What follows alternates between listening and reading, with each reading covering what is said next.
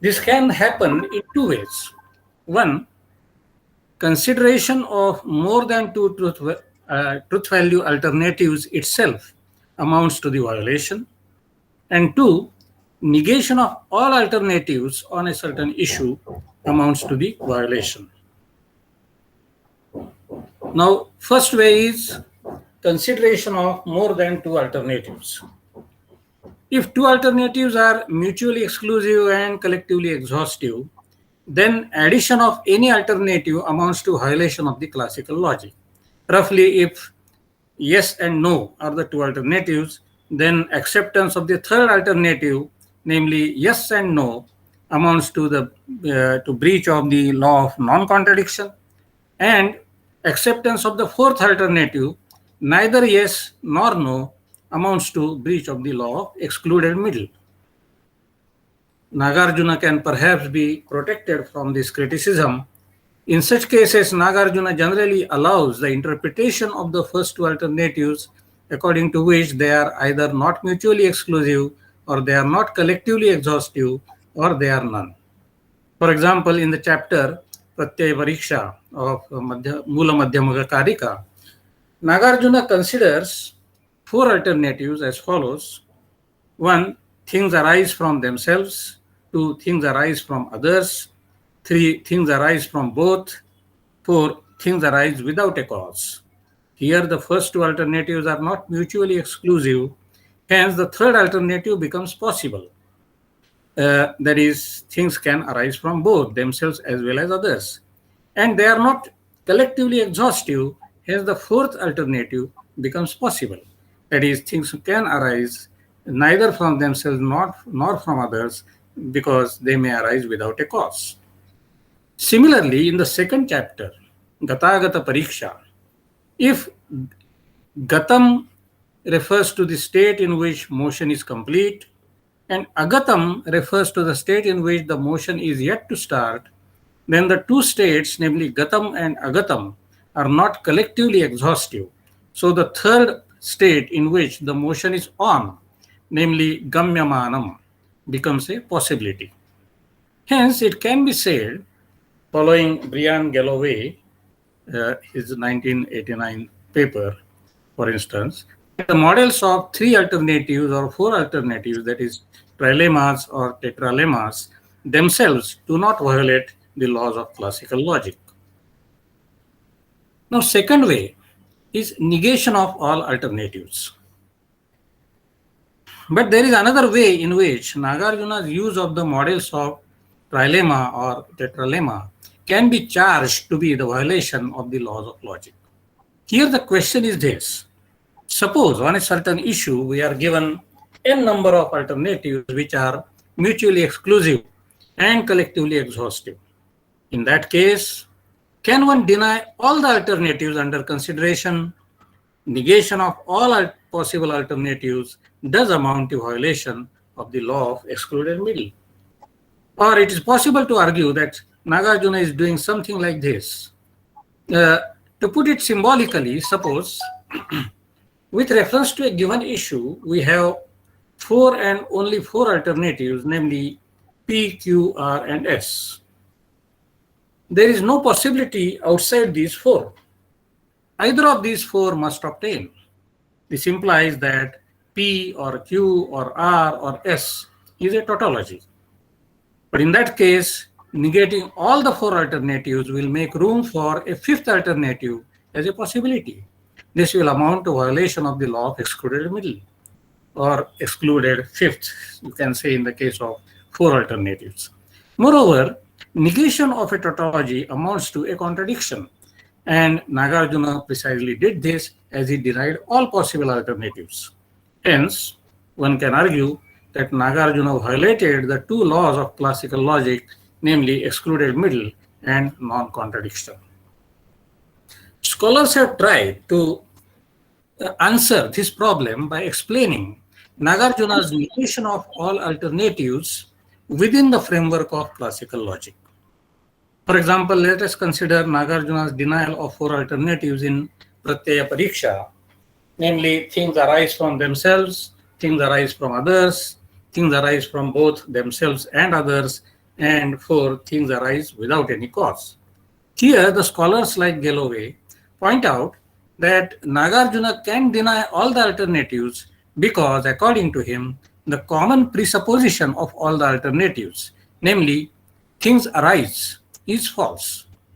Though the claim of these scholars is prima facie acceptable, if it is stretched to its logical end in the framework of Nāgārjuna's argumentation, I am afraid it does not serve its purpose.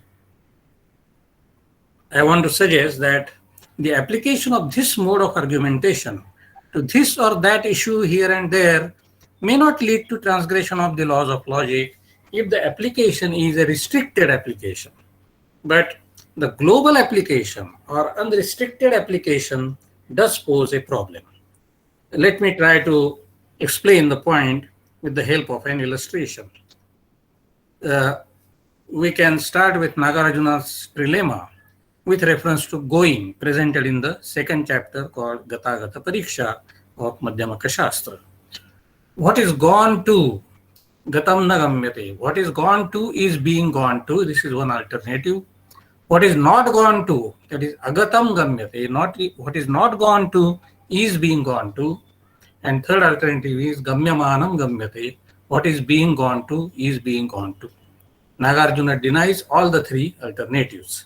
This can be explained by saying here that Nāgārjuna wants to deny the common presupposition of the three statements, namely that there is act of going. Now the question is, does Nāgārjuna allow us to stop here? Because if we conclude the argument by saying that, okay, if the common presupposition of the three statements, namely that there is the act of going, is denied, then it follows that since there is no going, there is staying. Things are static rather than mobile. Nāgārjuna does not want us to draw this implication. He comes out with another trilemma in verses 15 to 17 of the same chapter and comes to the conclusion that what is applicable to gati, going, is equally applicable to sthiti, staying. Now the question is, can we deny both going as well as staying? Following the same policy, we can say, or we may say, that Nāgārjuna wants to deny here some common presupposition of both. Now, what is this common presupposition? Though Nāgārjuna himself does not talk about such a common presupposition in the second chapter itself, we can imagine what could be common to going and staying. It is being or existence. Anything can either go or stay only if it exists. So can we say that Nāgārjuna denied both going and staying because he wanted to deny their common presupposition, namely existence? Here we can go to the 15th chapter of Mula Madhyamaka Karika, namely Swabhava Pariksha. In this chapter, Nāgārjuna denies even existence, bhava, as the nature of things. Can existence be denied within the framework of classical logic? Perhaps not, because existence of something is the basic presupposition of all language and logic. But suppose denying existence is logically permitted, then according to classical logic, denial of existence must lead to acceptance of non-existence. But Nāgārjuna in chapter 15 not only denies bhava, but also abhava. So this leads us to the next problematic situation, that things are neither existent nor non-existent. Can Nāgārjuna deny both without transgressing the laws of classical logic?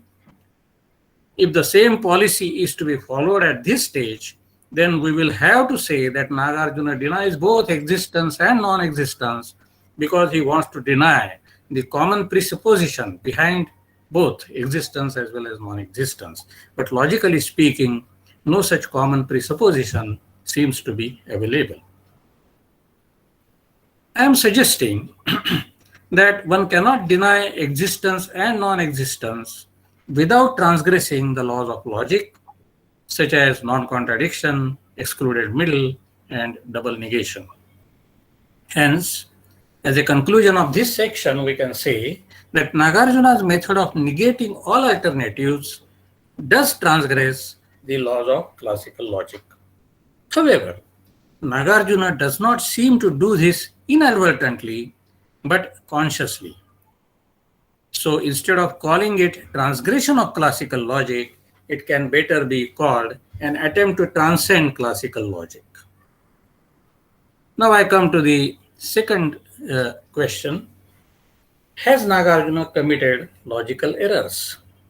A different question, though related to the first one, has been raised by some scholars by doubting logical tightness in Nāgarjuna's argumentation. They point out that Nāgarjuna sometimes commits fallacies like equivocation and denying the antecedent. Hayes has done this in his book. Hence, it is alleged that Nāgarjuna in general is loose in his argumentation and his arguments need not be taken seriously. So far we have seen how Nāgarjuna, while denying all possible alternatives through interrelated network of dilemmas, trilemmas and tetralemmas in trying to go beyond the limits of classical two-valued logic. But a question has been raised by some scholars regarding consistency and soundness in his argumentation. Richard Robinson and Richard Hayes have claimed that though Nāgarjuna accepts the laws of classical logic, he commits errors in their application. Robinson charges Nāgarjuna of committing the fallacy of denying the antecedent, and Richard Hayes highlights Nāgarjuna's commission of equivocation. I would like to respond to these charges as follows. Robinson's charge that Nāgarjuna commits denying the antecedent, which is the same as violation of transposition, as Galloway terms it, has been answered by Galloway by pointing out that the term yadi must have been used by Nāgarjuna in that particular case. Of course, at present, I don't have the exact argument before me, where Nāgarjuna uses the word yadi, which means if, but if it is taken in the sense of only if, then the particular charge of denying the antecedent can be answered. So, Galloway's answer, I think, is a perfectly reasonable answer. The more serious charge, however, is the charge of equivocation. Richard Hayes, in his 1994 paper, has pointed out that Nāgarjuna has used the terms like swabhava in more than one sense, and hence his central argument rests on equivocation. My approach in this paper is not that of justification or criticism of Nāgarjuna, but that of sympathetic understanding. I want to suggest here that the alleged equivocation committed by Nāgarjuna can be understood in a different way. Instead of saying that Nāgarjuna uses the word swabhava in many senses, it is more illuminating to say that here Nāgarjuna is demonstrating how the notion of swabhava is an open concept giving rise to diverse implications. In fact, this is a part of his general mode of argumentation. Nāgarjuna is showing in different chapters of Mula Madhyamaka Karika how the concepts like arising, destruction, causation, identity, difference, existence, and self-nature are relative, unclear, and open. These notions being essentially relative, when understood from this or that angle, lead to paradoxical conclusions. Arising, for example, can mean just coming into being or coming into being out of something.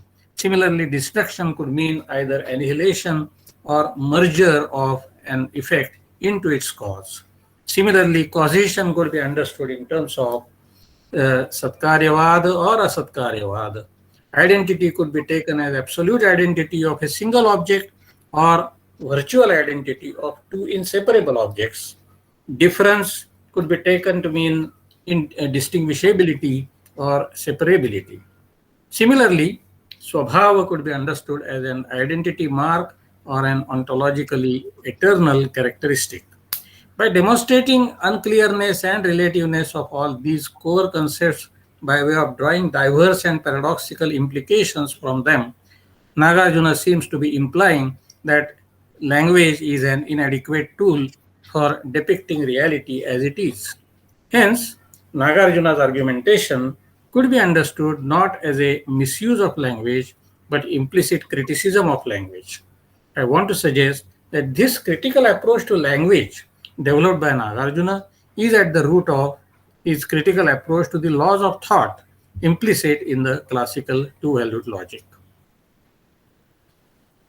Now I come to the third issue, and that is about the nature of Nāgārjuna's negation. The third issue often discussed by scholars is about the nature of negation used by Nāgārjuna. B.K. Matilal and many others have referred in this context to the two kinds of negation, Paryudasa and Prasajya Pratishedha. Paryudasa, that is complementation type of negation, commits to existence of something other than what is denied, and Prasajya Pratishedha, that is absolute negation, on the other hand, does not make any such commitment. Scholars have attempted to go beyond this twofold classification of negation and to show how Nāgārjuna's negation is of extreme nature, involving no existential commitment whatsoever.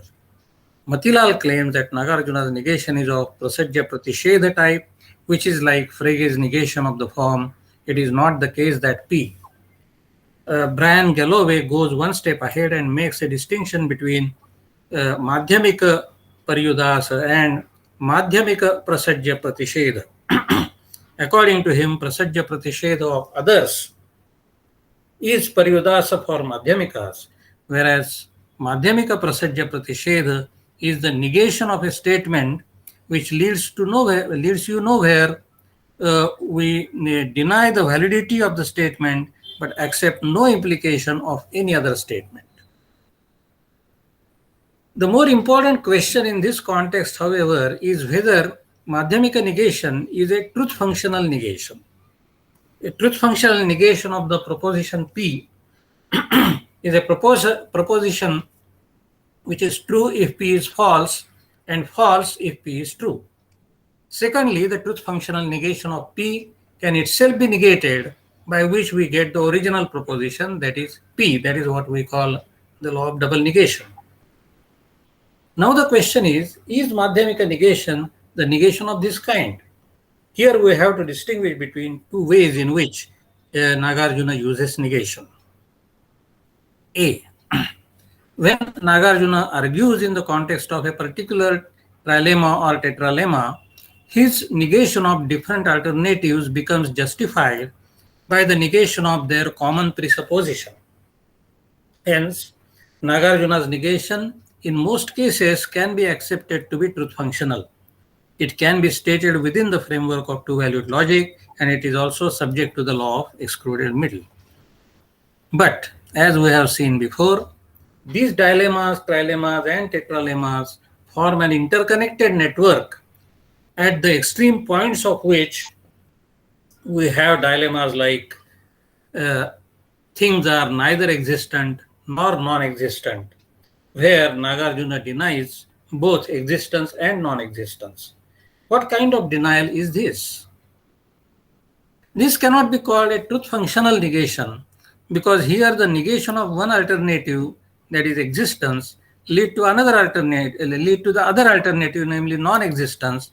But by negating the second alternative, that is non-existence, we cannot come back to the first alternative because it is already negated. Hence, this denial is not subject to the laws of excluded middle and double negation.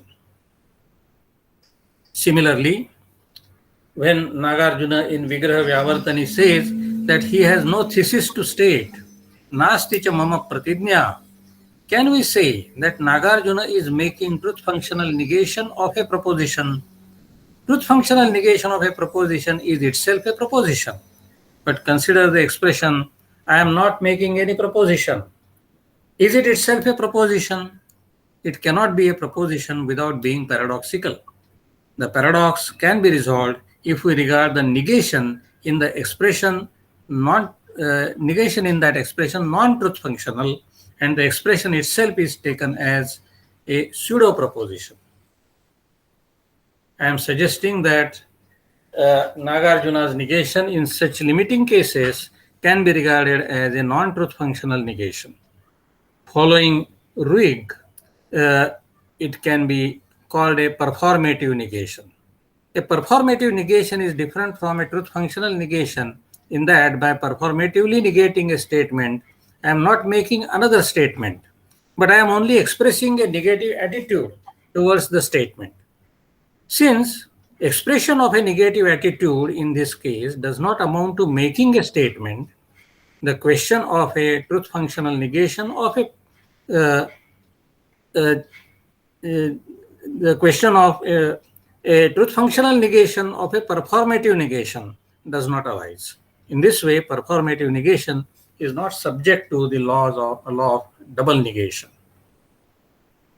Now I come to the fourth question, that is the methodology of Naga. The fourth question about Nāgārjuna's argumentation is whether he has used Prasanga method or Swatantrika method. Buddhapalita and Candrakīrti claim that Nāgārjuna uses Prasanga method, which is supposed to be more appropriate for establishing Shunyata. On the other hand, Bhava Viveka is said to have claimed that Nāgārjuna has used Swatantra Anumana method. There seems to be a problem with Swatantrika method as the method of proving Shunyata. According to Nāgārjuna, Shunyata consists in the rejection of all views, Sarva Drishti Prahana. If, according to Swatantrika methodology, independent inferences are presented for proving Shunyata, then Shunyata will itself be a kind of view, which is contrary to Nāgārjuna's intention. So I am suggesting that Prasangika method seems to be more appropriate as it consists in rejecting all views. But in that case, it cannot be regarded as the method of proving the doctrine of Shunyata, because the method consists of disproving rather than proving. Nāgārjuna himself says that he is not making any pratijña. How to understand this situation is a problem. It can be claimed here that Nāgārjuna's proof of Shunyata should not be taken to be the proof of the statement that everything is Shunya as conclusion of an argument. Here we can use Wittgenstein's distinction between saying and showing, which he introduces in Tractatus. We can say that Nāgārjuna, through his negative arguments, does not state Shunyata, but he shows it. So now I come to concluding remarks and some further issues. The picture that emerges from the foregoing discussion is something like what follows. Though Nāgārjuna is generally arguing within the limits of classical logic and is adhering to the laws of logic, he does not restrict the scope of his argumentation, but stretches it to the limiting cases where he cannot remain within the limits of classical logic. In other words, there are certain presuppositions which are basic to all inquiries, namely existence of something and non-existence of something, which too are denied by Nāgārjuna, and this cannot be done without violating the laws of logic. Of course, Nāgārjuna's transgression of classical logic is not based on his love for playing with logic or construction of a new logic, but I suggest it is based on critical attitude to language, which is critical about the capacity of language to describe reality as it is.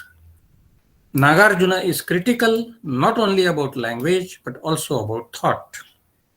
Language and thought give us Samvriti Satya, conventional truth, which hides and distorts Paramartha Satya, the ultimate. Nāgārjuna's criticism of language and thought involves the following points. A. Language and thought consist of vikalpas, that is, mental constructs. These mental constructs appear to have fixed essential feature, they are imposed on reality as identifying features, swabhavas, of the elements of reality. Language thus plays an essentializing role which distorts the true nature of reality. B. The units of language and thought, as I have suggested, appear to have fixed and essential nature, but being mental constructs, they themselves are not closed but open-ended, not absolute or essential, but relative. The relative nature, the pratitya nature of the core concepts we use while talking or thinking about the world gives rise to paradoxes. Here, however, we come across a paradoxical situation. Though Nāgārjuna is critical about language and logic, he is himself using language and laws of logic in his philosophical presentation. Similarly, he also refers to Buddha's use of language approvingly. Nāgārjuna in this way seems to be having a double approach to language and logic. How does it become possible? It may be pointed out that it becomes possible in Nāgārjuna's framework because of his distinction between Vyavahara and Paramartha, or Loka Samvriti Satya and Paramarthataha Satya, conventional truth and ultimate truth. This two-truth theory, however, cannot put full stop to the issue because Nāgārjuna himself arranges the two truths in a hierarchical order. Accordingly, conventional truth is not truth in the strict sense of the word. It is rather delusive truth or corrupt truth, though conventionally it is accepted as truth. In fact, Nāgārjuna's whole argumentative enterprise is aimed at showing delusiveness or corruptness, samvritattva of the so-called conventional truth. Hence, Nāgārjuna's double approach to language is in need of a better explanation. I propose that the distinction between what can be said and what cannot be said but shown, which was introduced by Wittgenstein in his Tractatus Logico-Philosophicus, will be of some help. According to Wittgenstein, the statements of ordinary language and science are used for saying something, that is, for depicting facts of the world, which they may do truly or falsely.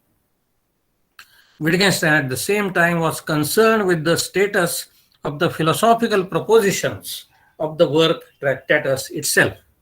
He suggests that the propositions of Tractatus are pseudo-propositions.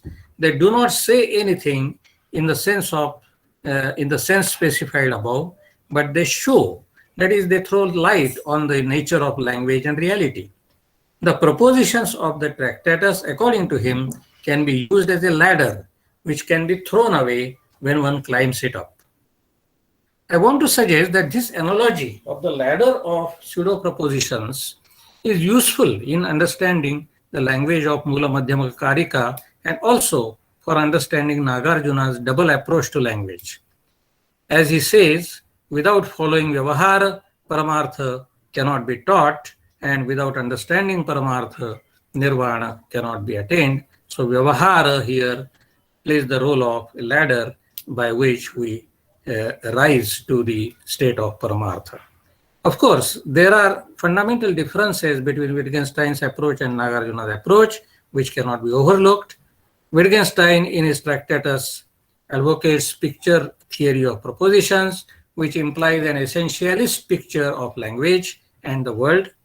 Nāgārjuna, on the other hand, was suggesting that the essentialist character of language is the mark of its erroneous or distorting nature.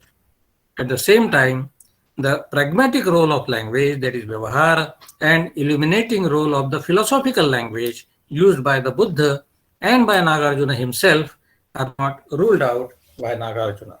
These similarities and differences may have other implications which cannot be spelled out within the limited scope of this paper. So with this, I stop and I thank you for giving me opportunity to share my understanding of Nāgārjuna. Thank you. Thank you, Professor Gokhale, for this wonderful. I really enjoyed your paper. Must tell you that it was literally an intellectual treat. In now, I don't know to comment further. Of course, if time permits, I'll raise my questions. But otherwise, may I have the pleasure to invite Professor Bhatt to comment on the paper, followed by Professor Mohanty. Bhatt Saab, will you speak now?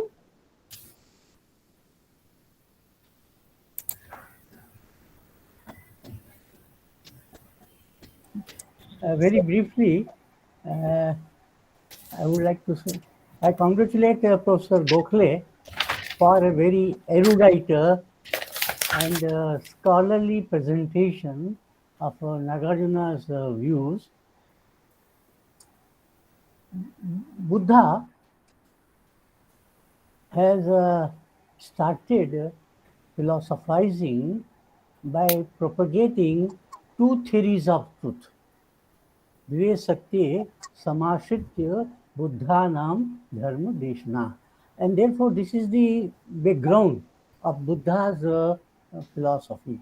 We should always keep this in mind. And accordingly, he makes a distinction between Samvriti Satya and Paramartha Satya. But he qualifies this by saying, and Professor Gokhale also has quoted, Vyavharam anashritya Paramartho na deshyate. And without getting into the Paramartha, you cannot have realization of nirvana. This is quoted by Professor Gokhale. And therefore, we have to keep this twofold distinction in mind while dealing with Nāgārjuna. When he talks of shunyata, same thing is reflected. The empirical world is a swabhava sunya because it is pratitya samutpanna. It has a dependent origin and therefore it doesn't have swabhava, it has parabhava. But the ultimate reality, the tattva, he uses the word tattva also, is apratitya samutpanna. And therefore it is prapancha shunya. The Samvriti is a Swabhava Shunya, the Paramartha is a Prapancha Shunya. So this Shunyata has this sort of a double sidedness which we should keep in mind. In case of Nāgarjuna, he says that there is a limited role of logic and language. And logic and language are applicable only to prapancha and not to swabhava. The empirical world is a world of prapancha, and here you have enough role of logic and language. But when we come to the higher level of experience, the paramartha, then the role of language and logic are to be discarded. And therefore, this is how he avyakrita prashnani of Buddha are to be understood. One thing I would like to have some by way of reservation. Why should we apply the classical laws of logic, law of explicit middle or law of non-contradiction, which are themselves rejected in the later Western modes of logic?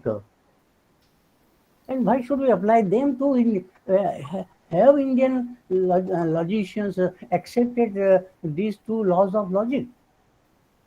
I don't think so. Otherwise, we would not have a possibility of Saptabhangi Naya propounded by the Jaina thinkers. And therefore, why should we evaluate Nāgārjuna in terms of this classical Western laws of logic? And I think so. We should therefore evaluate them in terms of Indian mode of doing logic, which was later on propounded by Dinnaga and his follower Candrakīrti, where we don't have any exposition of the Western classical laws of logic, and therefore I would suggest that we should have a relook to Nagarjuna's philosophy in terms of what has been propounded later on by the Naga and the Dharmakirti, and which culminates in Ratnakirti in particular. Thank you very much. Thank But I you, sir. congratulate Professor Pradeep Gokhale for this wonderful presentation and very analytical and thoughtful. Thank you very much.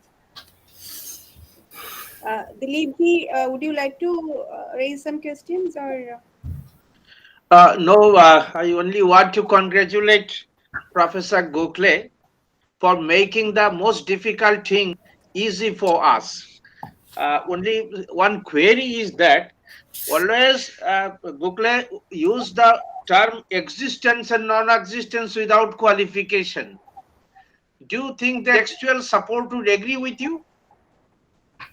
Because, as correctly pointed out by Professor Bhatt, it is pratitya, world is pratitya samutpanna. It means it has relative existence. Whatever we talk about the world is always with certain conditions. And therefore, this in the absolutist term, if we use the word existence and non-existence, as it is understood in the realistic school, then only comes the difficulty. Second point is that can we use model concept according to Nāgārjuna to explain the world? So for using the paradigms of this is a concept of necessity and possibility. And this leads to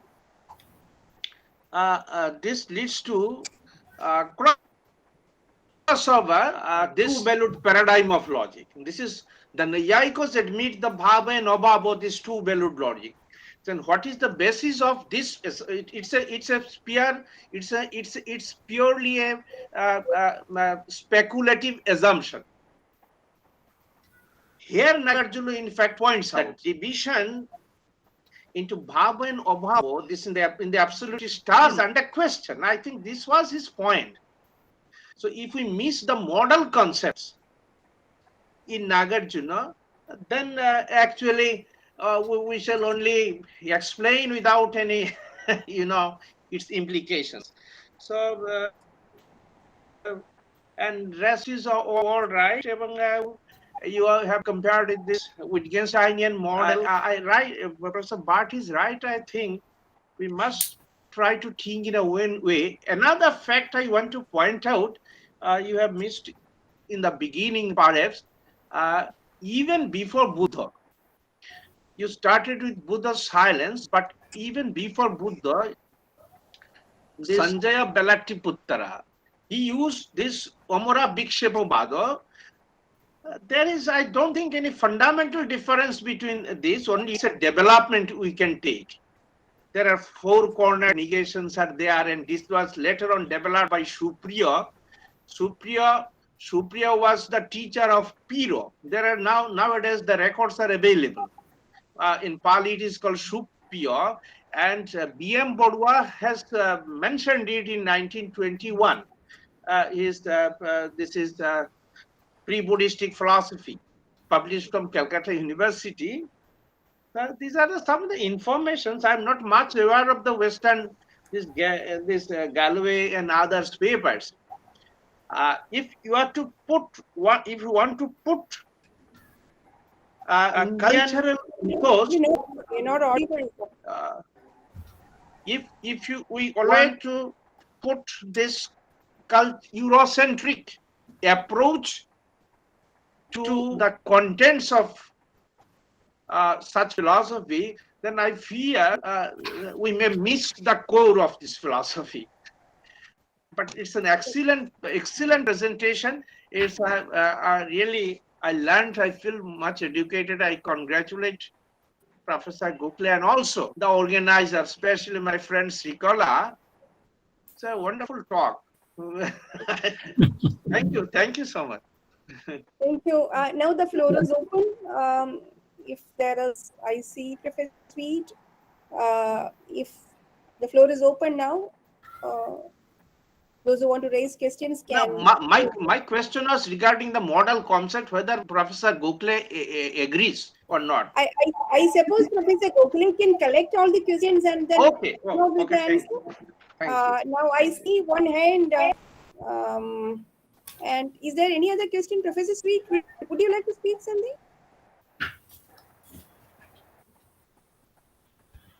I don't hear you. Mr. Andrew wanted to say something. Who? Andrew. Andrei. Yeah, I'll give him a chance. Yes. I think there are two other speakers before me, so I'll wait a bit. There is a question in the chat box. There is a question in the chat box as well. Yes, ma'am. Professor Sweet, are you through? Yes. This is a very short. There are a lot of questions. I think that Professor Gokhale gave an excellent, a very clear talk. Okay. I was very happy to hear that. I appreciated his connection with some of the Western commentators on Nāgārjuna. I just wonder whether the comparison to Wittgenstein is really very helpful for you. And I'll just say one reason why. It's true in the Tractatus, which is a very ambiguous and itself contested work in the Western tradition, that Wittgenstein talks about some things that can be shown but not said. The question for me would be, well, what does it mean to show something? Does it mean that it's meaningful? Now, Wittgenstein's response in the Tractatus is, it's not meaningful. If it's meaningful, it can be said. If it's shown, it's not meaningful.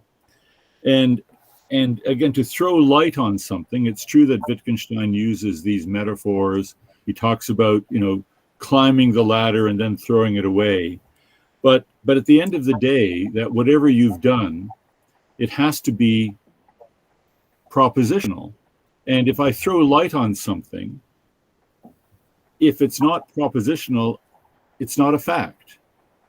It's not part of the world. And so I just wonder whether using the Tractatus as maybe an interesting comparison, but it limps so much that it really even takes away a bit from what you're saying. But there are many questions I have, but that was just one that came to me because you talked about Wittgenstein a couple of times. So thank you. Thank you very much. Thank you. Andrei, go ahead. Okay, yeah. Hi, sir. Thank you for your insightful presentation. I think there might be a way for me to pair several questions together. I found it insightful that you mentioned the classical negation and the performative negation distinction. However, a lot of people read Nāgarjuna along the lines of non-implicative negation, where there's no inferential content after a particular negation is asserted, however classical or performative. So I'm wondering, given these schemas and methods of negating, when you are looking at the earlier discussion that Nāgarjuna negates both the svabhava and the asvabhava, right? So when Nāgarjuna asserts that, what method of negation do you think he's using? And why? Yes. Is there any other question? There is one in the chat box. Professor Gokhale, should I read it for you? Yes, please. The question is by question is, see that there are approaches from framework of interconnectedness or pratitya samutpada. That is the question. To get it down. And now, if I could take a chance, wonderful as the paper was, to the question of model logic that Professor Dilip Mohante was raising. Actually, Pradeep, Gokhale ji did make a mention of it when he said about the yadi. Then he said, if yadi is not being understood as even only if refers to the necessary connection, right?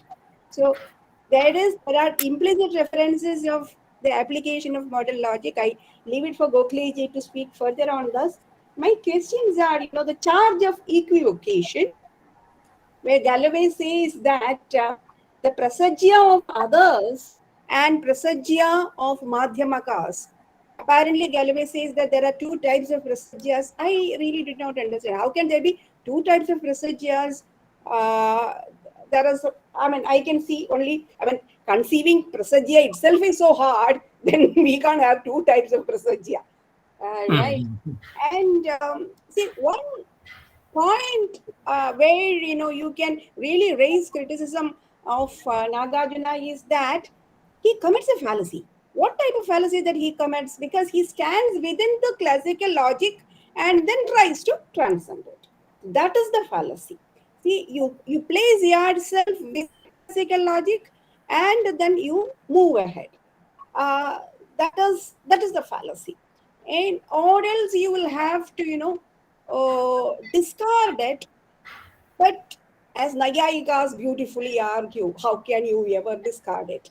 So these are the $1 million questions, and the beautiful thing that he does is, as I understand it, it is not a logical exercise, as you have beautifully said. It is an ontological exercise, as we all see. It is an ontological exercise. So how logic is being led to ontology. In one of my papers, I have written how, from logic through ontology to religion. That is the beauty of Nāgarjuna. From logic through ontology, he takes us to religion. He does all these exercises not to convince anyone. He is not exercising some kind of para-consistent logic, not at all. All his interest is to take us to the path of religion. And that is one thing unique. You don't have yet another model in the whole of the world.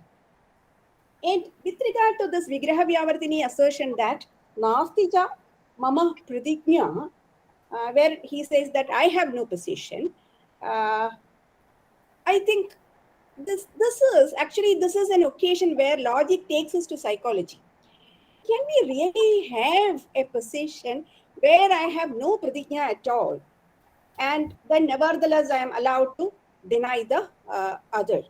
Isn't it the case that quickly we are somehow shifted to the floor of psychology? Can we really have a position where I can deny the other and hold no position of my own?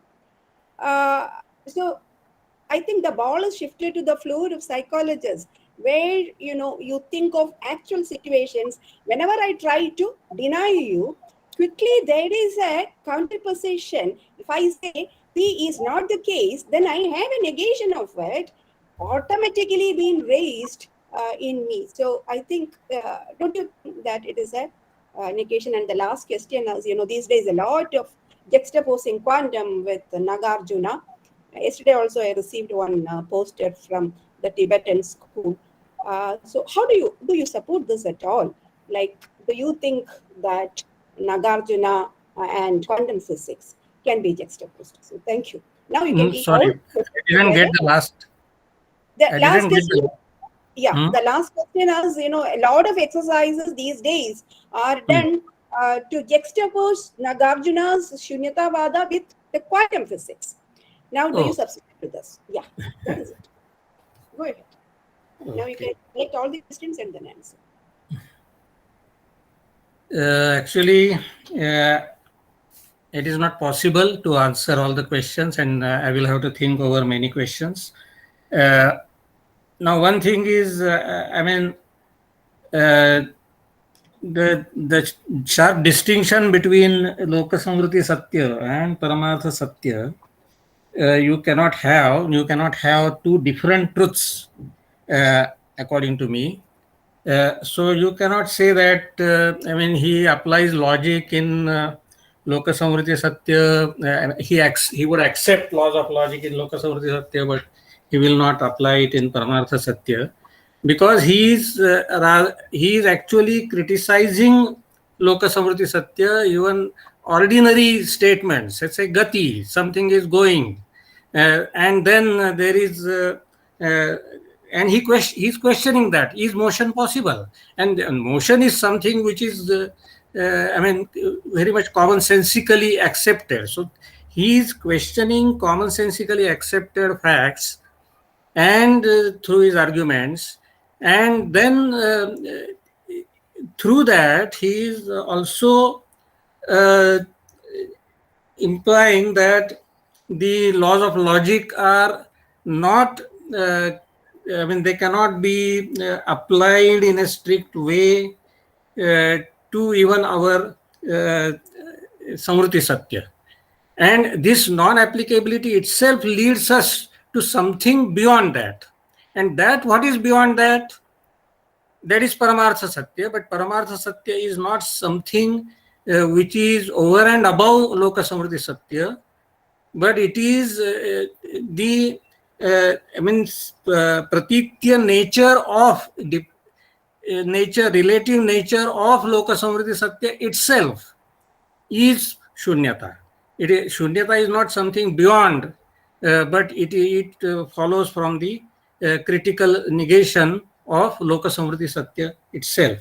So, now, this logic, I don't make a distinction between the Eurocentric or European type of logic and Indian logic. Laws of logic are laws of thought, and contradictions are not, you cannot say that contradictions are permitted in our logic, they are not permitted in Western logic. They are not permitted in Indian logic also.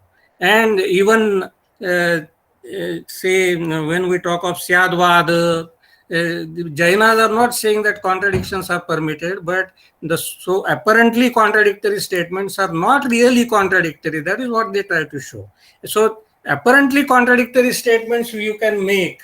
You can say Jiva is Nitya and Jiva is Anitya, but there you have to interpret Jiva is Nitya in a particular way and Jiva is Anitya in a particular way, so that contradiction is resolved. So the law of contradiction is not something like a law of Western logic. It is the law of thought.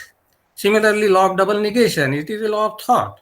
And therefore, although the formal logic has been developed by Westerners, in Indian logic with very little, according to me, Dharmakīrti, the kind of logic that Dharmakīrti does, we have many formal elements in that, but otherwise formal logic as it is developed by in Western tradition. So I'm using that terminology, but that according to me is universal logic. It is not just Western logic. And now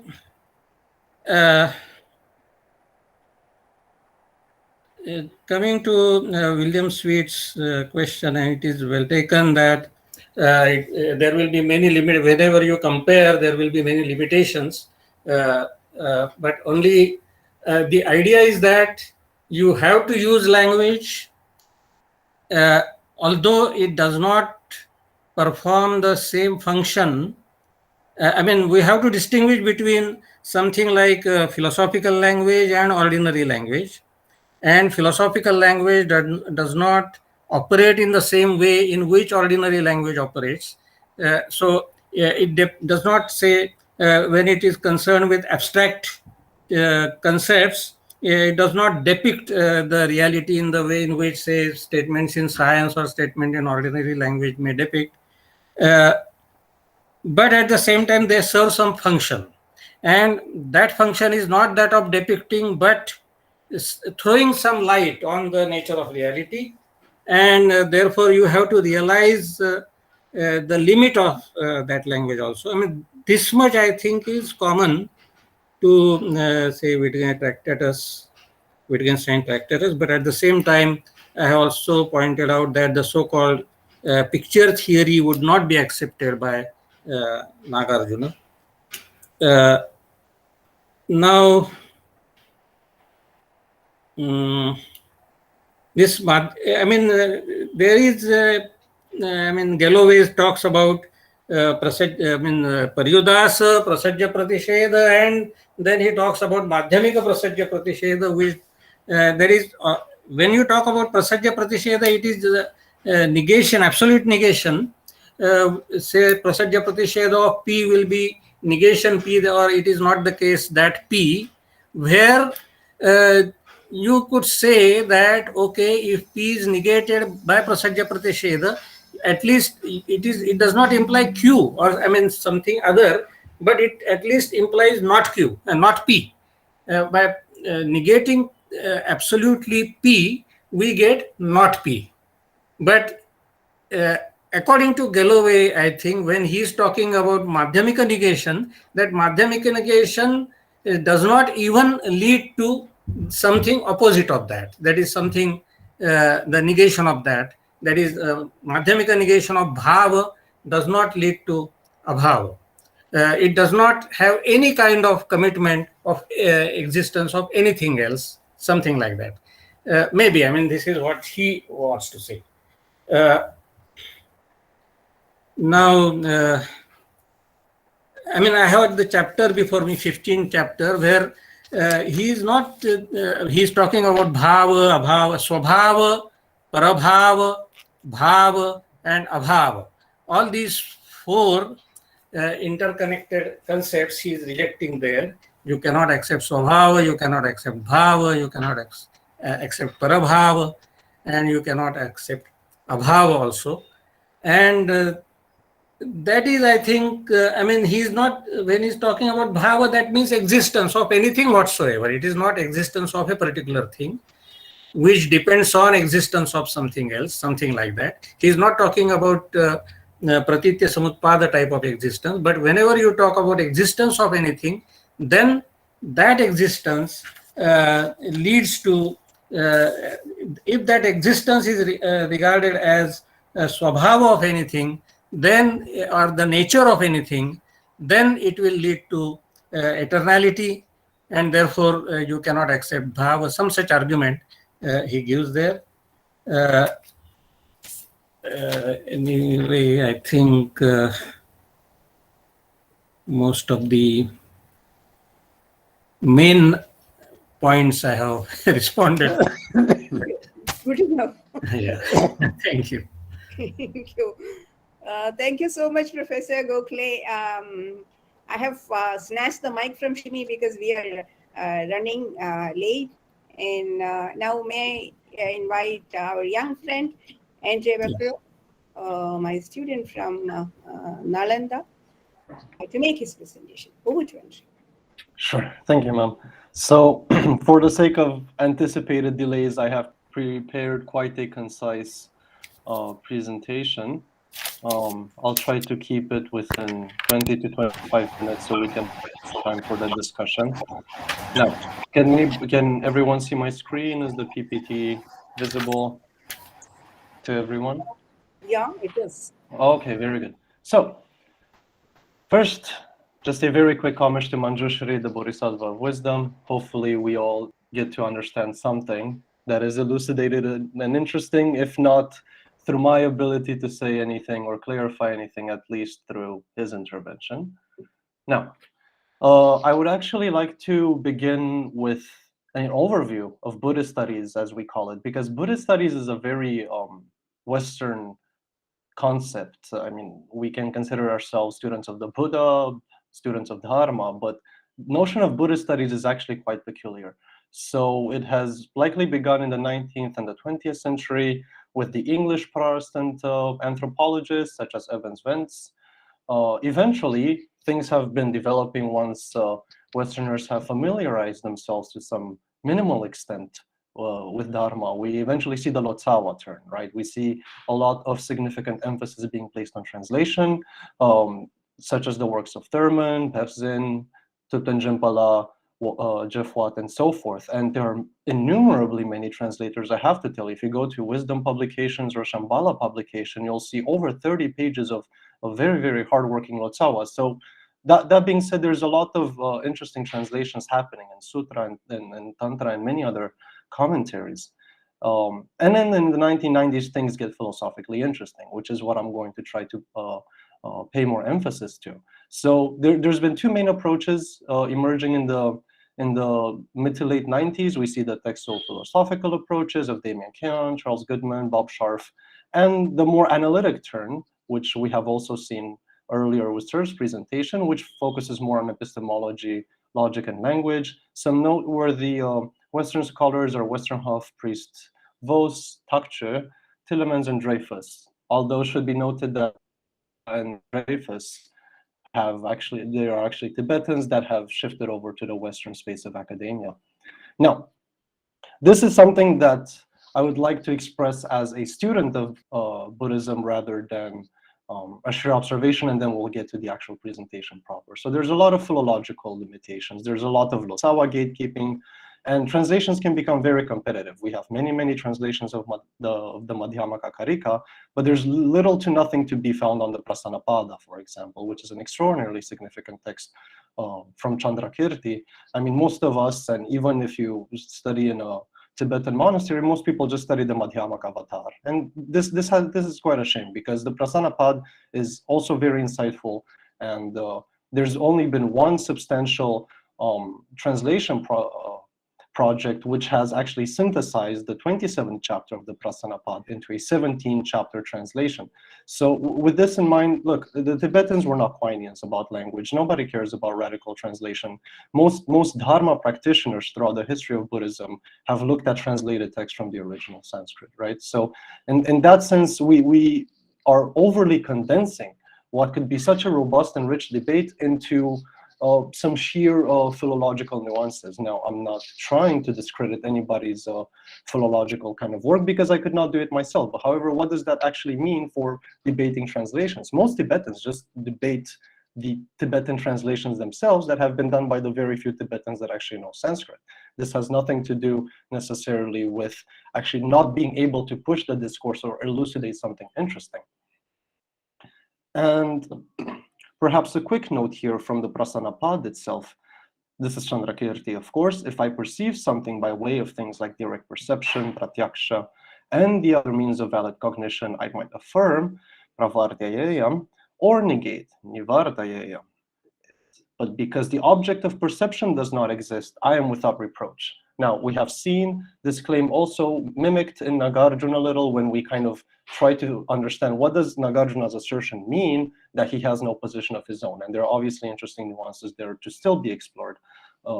And the same thing can be said about Candrakīrti and the Prasanga method, which I'm going to get into eventually. But what's really interesting here is that we see some fundamental rejection of the Praman theory, right? We see the typical standards of mind-to-world relationship also collapsing within a Prasanga framework.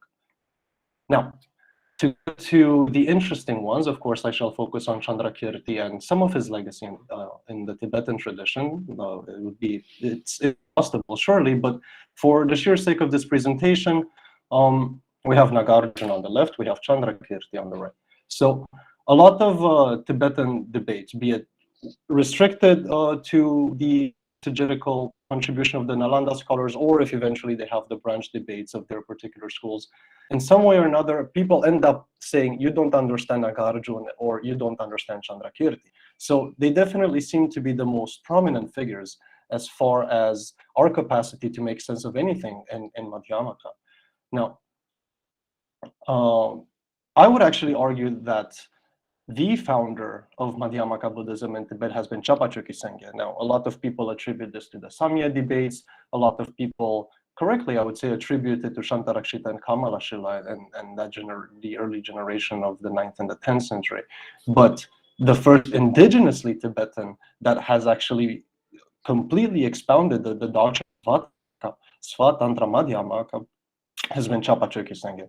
So he has been the teacher of Sonam Tsenmo and the first Karmapa, whom in turn have contributed significant developments to Lamdre as well as the Mahamudra lineage. Now, the reason why I'm particularly looking at Chapachukyi Sengye is because he becomes a very significant figure for how the Tibetans eventually desire to systematize the Madhyamaka method. So Chapachukyi Sengye himself actually favors Bhava Viveka. So this obviously is quite counterintuitive given the focus on Candrakīrti, given the presence of Buddha Palita also and everything else. And the reason why this becomes salient is how the Tibetan debates later on develop as far as to what extent should we actually accept Candrakīrti or not as far as the debate curricula and everything. And what we will see later on is that even though he was a significant teacher of a Sakya founder, actually the Gelugpa school takes prominence into the view of Chapa Chökyi Sengye. However, there's an interesting turn where Tsongkhapa actually turns out to favor Candrakīrti and somehow incorporate Chapa Chökyi Sengye into his own views. Now, this might become also a little too difficult to condense within the scope of the presentation, and the reason why I'm not trying to elucidate this further is because to some extent it makes no sense. If you look at the way Candrakīrti is trying to refute Bhava Viveka in the Prasanapada, we'll touch on a couple of the arguments, but they can also run ad nauseum.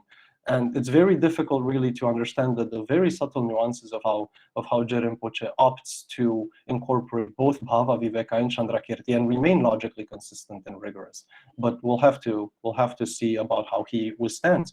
And the particular debate, which I would say is the most famous debate in medieval Tibetan legacy, is Rinpoche and Gorampa. So the 15th century has been extraordinarily prolific with many, many names of great Tibetan masters, particularly of the Sakya school and the Gelugpa school. They have been the schools that have been considered more with an analytic bent. They are the schools that place greater emphasis on epistemology and language and so forth. So for the same reason, insofar as we think about the debate tradition, we should definitely consider this debate as being equally, if not of greater importance than the Samye debate to the Tibetan intellectual history.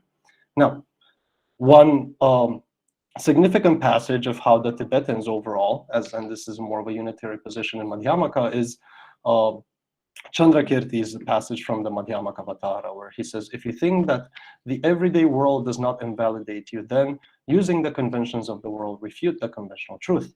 You should thus enter into dispute with the world, and we will follow whoever prevails from this.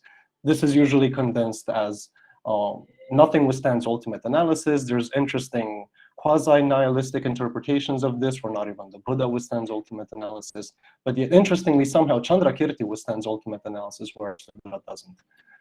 So, with this in mind, I would actually also like to emphasize that I do have a Sakya bent and disposition. I would not be able to also defend my interpretation within 10 minutes, but the point is that Rinpoche and his students have clearly been seen as victorious out of the Gorampa Tsongkhapa debate, the most predominant school today within Tibet, and also most lay followers in the West are with a Gelug bent. But I would actually surely like to offer the extended kind of view to actually Gorampa himself having the correct interpretation of Candrakīrti.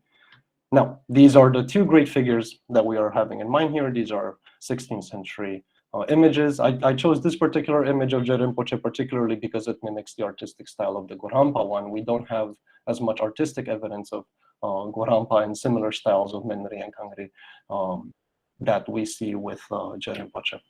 So within the Madhyamakavatara, even though the Buddha was free of identity view, he did speak in terms of I and mine. Likewise, though things are devoid of intrinsic existence, he spoke of their existence in a provisional sense. So now we see the Samvriti Paramata Satya difference. And we also see kind of how Candrakīrti himself, and also to some extent Nāgarjuna, were constrained by the linguistic tools of language, right? The most significant and foundational practice of our language are pronouns.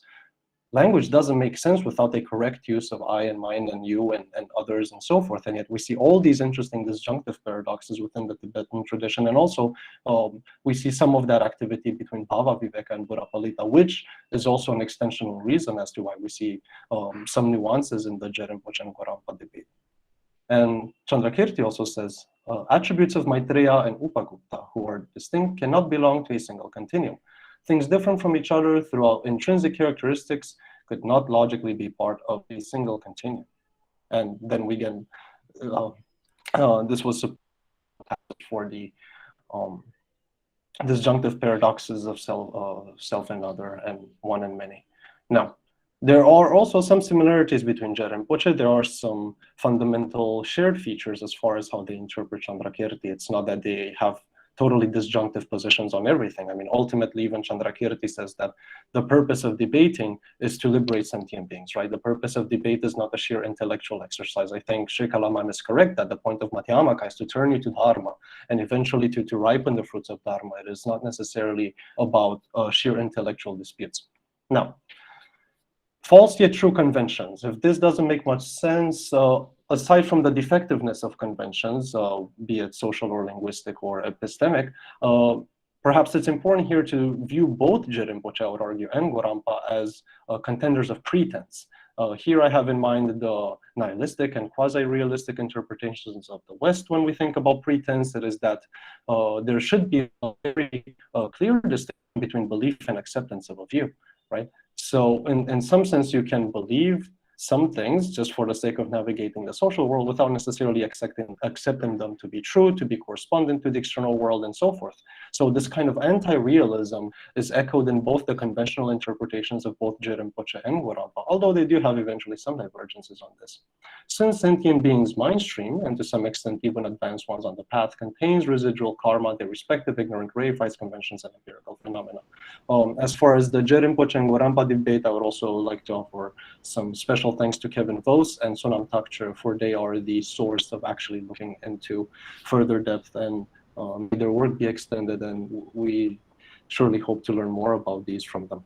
Now, the limits of thought and conditions of expressibility of any claim. This kind of gets into, well, to what extent does conventional truth actually say something meaningful about ultimate truth, right? There's different ways of interpreting ultimate truth. Here we see Gorampa adopting a very classical Sakya position of effable and ineffable truth, right? So we should actually conceive our conceptual grounding and our grounds of conceivability of ultimate truth are actually twofold. On one hand, we use the word ultimate truth. Obviously, it must be in reference to something, right? So here Gorampa would say that actually ultimate truth, as per this linguistic reference, actually just refers to the particular linguistic practice of separating us in some meaningful way disjunctively from the conventional truth, okay?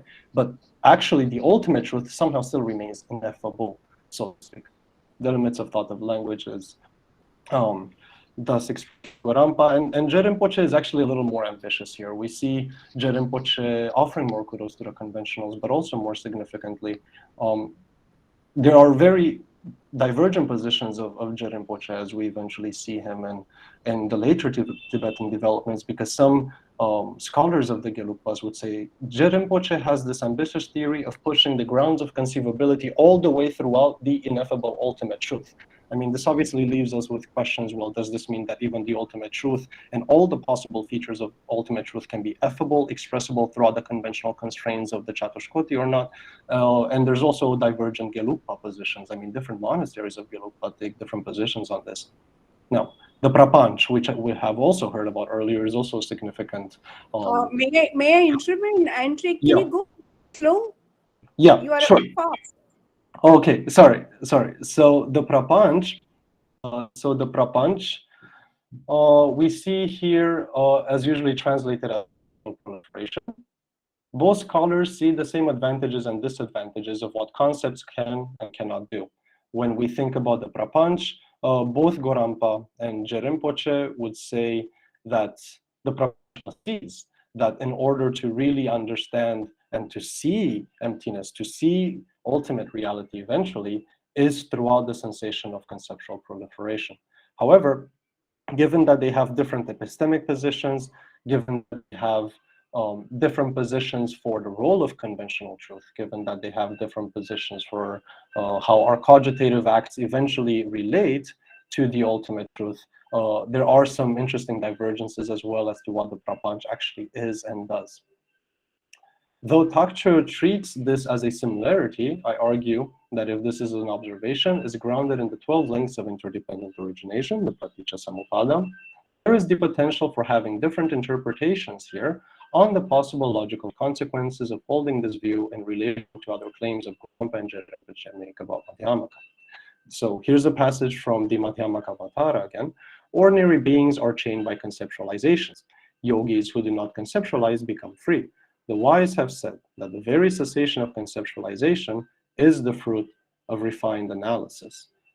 Now, we see here the key emphasis should be placed on refined analysis, even though somehow the practitioner or the debater or both can abandon their capacity to actively think or their capacity to grasp concepts, whatever grasping concepts means, that is also contestable. But nonetheless, we are still left within our cogitative acts with some sort of reified analysis.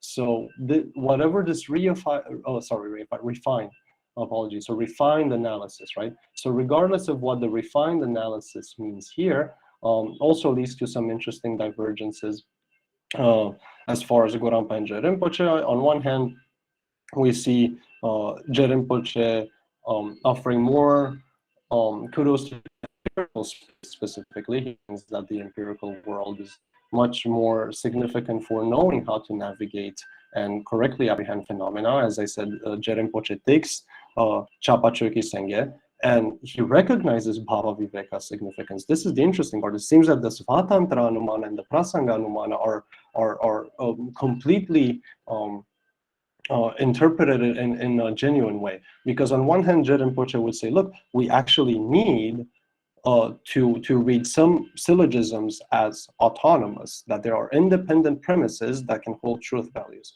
But on the other hand, we actually see the notion that there are always unintended consequences in holding a position.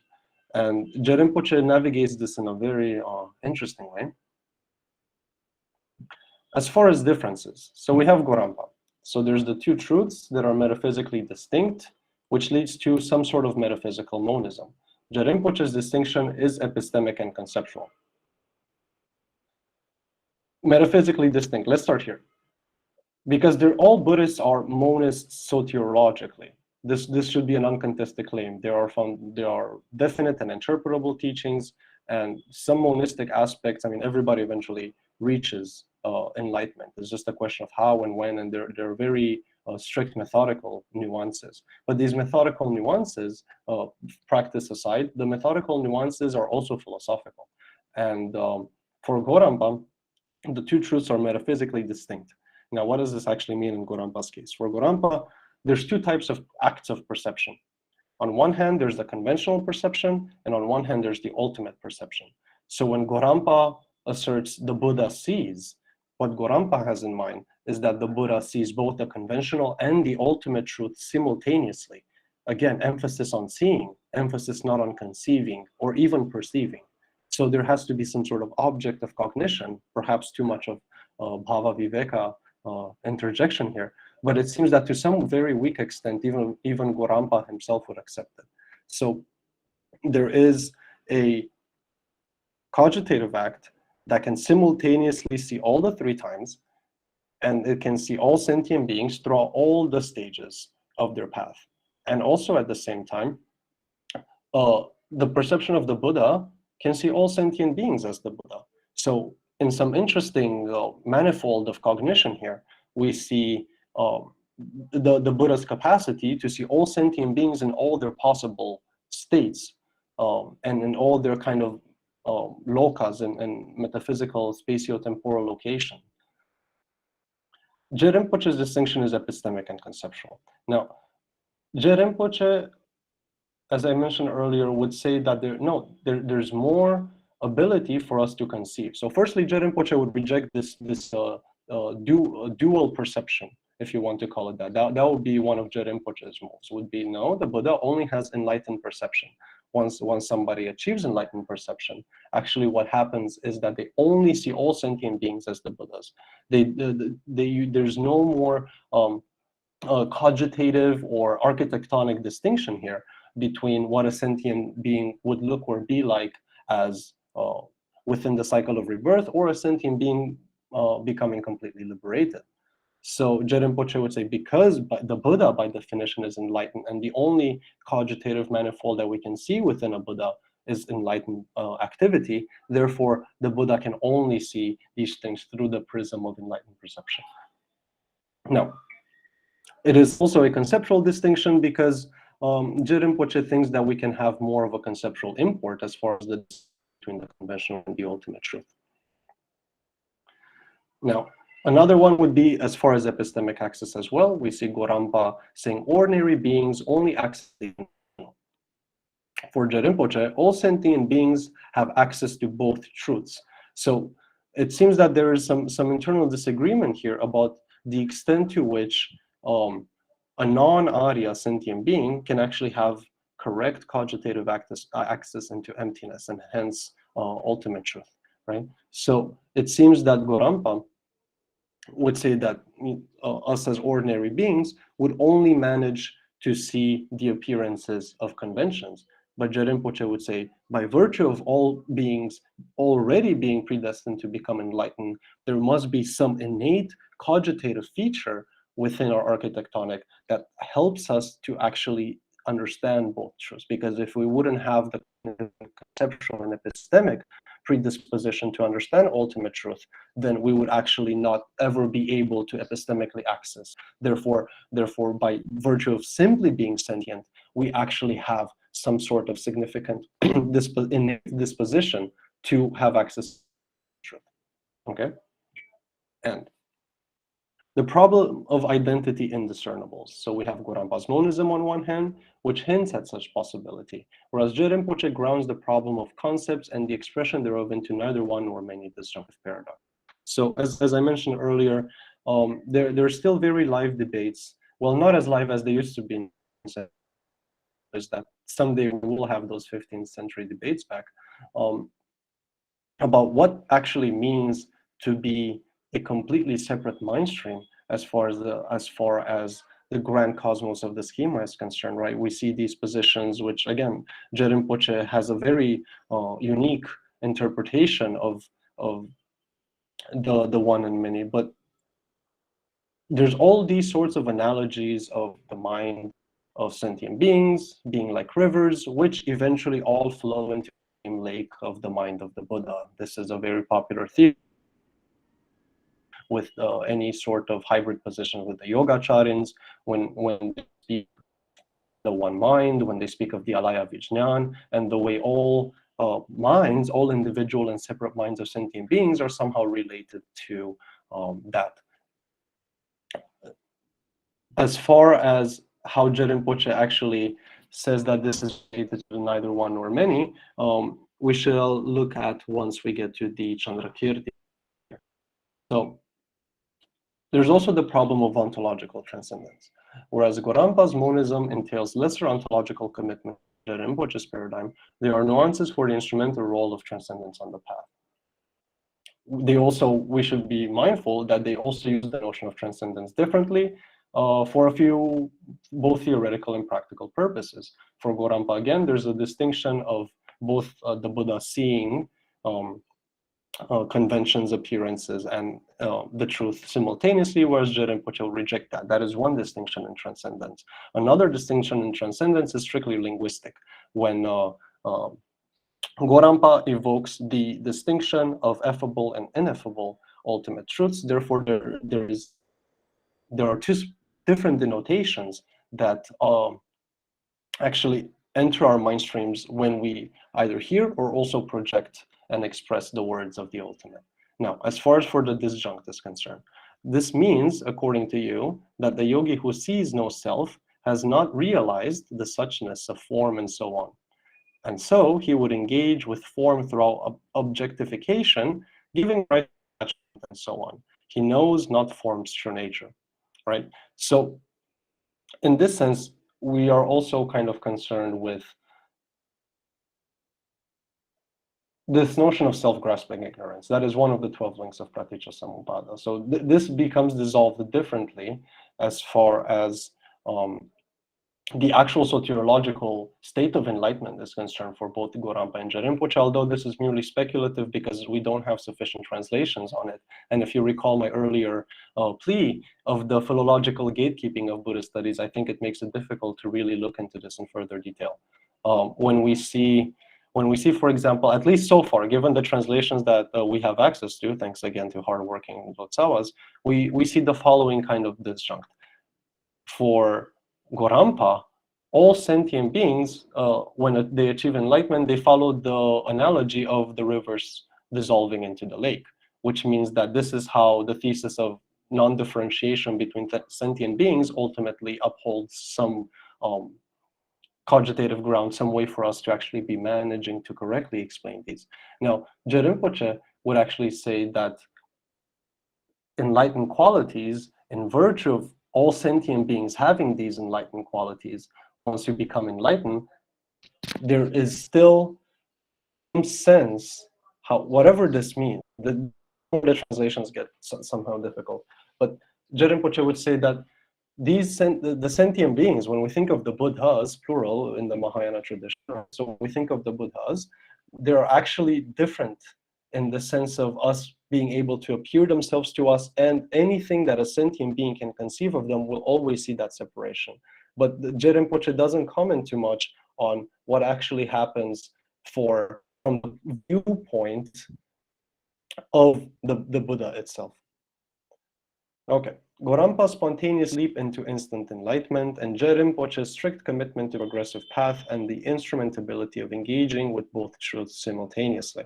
Now, this is where maybe we see some of the Chinese leftover legacy from the Samya debate, but I think it is also completely misconstructed to call Gorampa advocate of spontaneous enlightenment. He still follows the very rigid progressive path, but Gorampa has a different sense of speed and the way you actually progress on the path.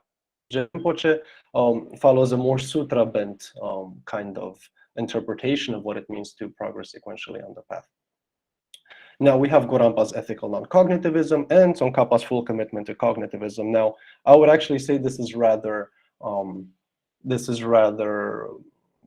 Thakur's reading of the cognitivism, non-cognitivism distinction. I think that in one sense, no Mahayana Buddhist could ever be a non-cognitivist as such. Meta-ethical commitment to others without necessarily subscribing to cognitivism, that's fair if that's what he had in mind.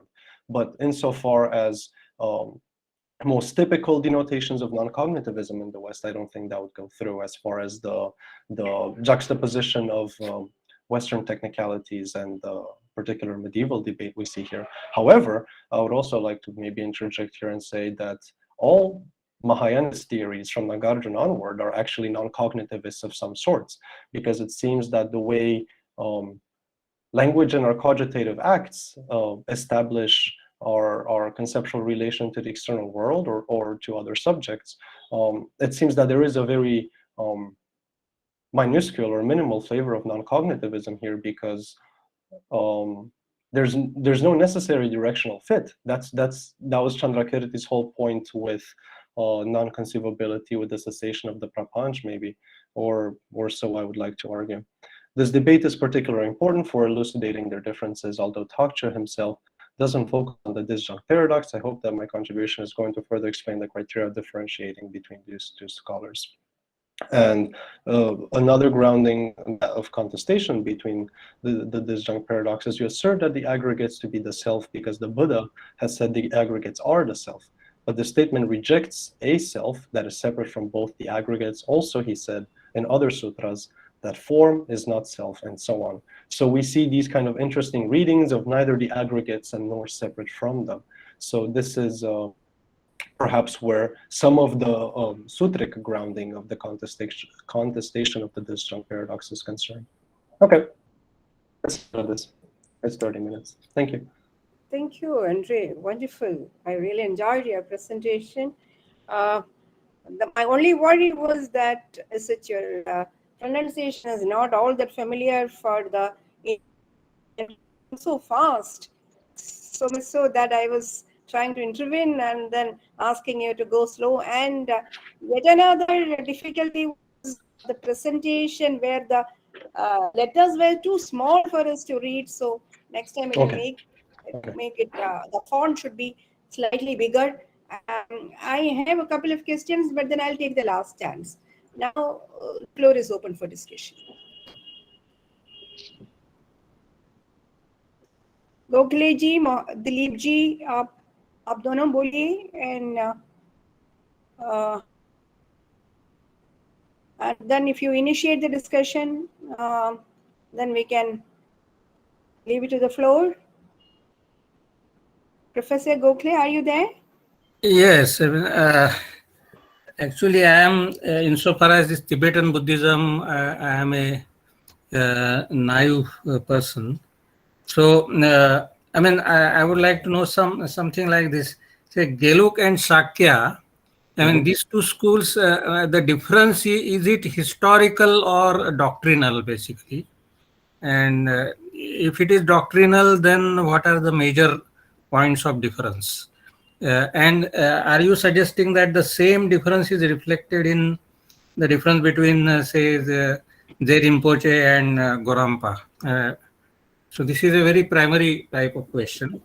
And then other, I mean, I read your paper or abstract, whatever, and I had some queries. One is when you talk about metaphysical monism of Gorampa, is it monism or non-dualism? Because when we talk of, say, Tattva as Advaya, non-dual, we do not say one. It is one, because oneness as well as manyness both are rejected. Anekartham, ananartham. So it is not eka, it is not nana. So at the most we can say that there is no duality in it. Can we say that it is one? So is it monism? Then it was not clear to me that neither one nor many disjunctive paradox. What exactly is that? I would like to know that. Then so primarily, and you also have talked about linguistic nihilism. What exactly is that? I didn't understand. So these are some of the minor, I mean, these are some of the queries which are not very thorough. But I mean, the most important part was the differences between their Rinpoche and Gorampa of your paper. So I think if you elaborate on that and further, I mean, not now, but further develop on that, that will be very interesting. Dilip ji, would you like to speak? Are you there? All right. If there is any other question, then if not, then I will have a couple of questions. During our presentation, I have said that conceptualization, I did not get whether it is Gorampa's or Rinpoche's position. Conceptualization is the fruit of refined analysis. Now, I'm looking at translation. Conceptualization is the fruit of refined analysis. See, we all know that conceptualization is something that has been discouraged in the Buddhist exercise. Andrew, can you come in the video so that we can see you? So conceptualization is something that has been discouraged in Buddhist analysis. The lesson number 1 is that the moment you conceptualize, then you are distanced from reality, right? So can we have, how can they meaningfully claim that conceptualization bring in the fruit of analysis? And the other concern is the divergent positions you are showing between Gorampa and Rinpoche, Rinpoche, wherein Gorampa claims that ordinary people are confined to the Samvriddha Satya, while Rinpoche says that all sentient beings have access to both levels. Towards the close, you have said that Rinpoche is more tied on to the sutra position. So I want to know who is clinging on to the text. And to my understanding, Gorampa seems to be closer to the basic positions, because ordinary people are confined, of course, to the Samvriddha Satya. And but how can, of course, you were saying the intricacies of the immediate trance and so on and so forth. So what made Rinpoche claim that all sentient beings have access to both Samvriddha and the Paramartha? This is all, and if there are no further questions, then you can go ahead and answer. Yes. Yes. Actually, One more question in the chat box. Please, there is a question in the Yes, chat. there's Professor Xavier's question also. I shall answer that question second, actually. For the sake of sequence and clarity, I'll take Gokhale sir's questions first because they were more clarificatory questions. Perhaps I spoke too quickly during the presentation to make some of these nuances clear. So I'll try to, I apologize, I was trying to stay within the half an hour mark. So as far as whether the Sakya and Gelug divergences are historical or philosophical, they are both. So the Sakya school emerged firstly in the 12th century, and then the Gelug school was founded by Je Rinpoche himself in the 15th century.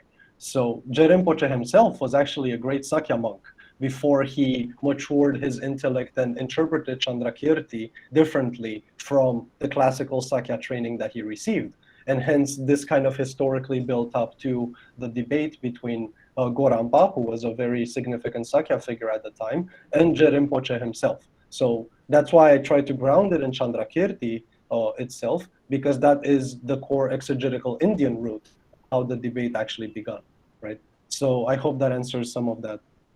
As far as the metaphysical monism or the non-dual, yes, sir, once you said non-dual, the Advait terminology also came to my mind. You see, but Mahayanists are not Vedantists. They don't defer to the same linguistic practices as the Advaits. There are some notions that are just not found. I'm not sure about the original Sanskrit sources, perhaps if you want to guide me somewhere. Nāgārjuna does use the term Advaita. Okay. Nāgārjuna makes use of the term Advaita. Right. Okay. So let's start with that. I am not aware of the reference of that, but as far as what do we mean by non-dual, I have asked this question to many monks myself, and I have to tell you that I think the interest, and I did mention the Madhyamaka specifically the 15th chapter, because that's where Nāgarjuna talks about conventions. So that's how I grounded the question. Again, not knowing that Nāgarjuna said Advait himself, but I was thinking of the 15th chapter, sir. And I said, hey, so what do we actually mean by non-dual, given all of these conventional proliferations and Nāgarjuna's discussion of conventions in the 15th chapter of the Karika?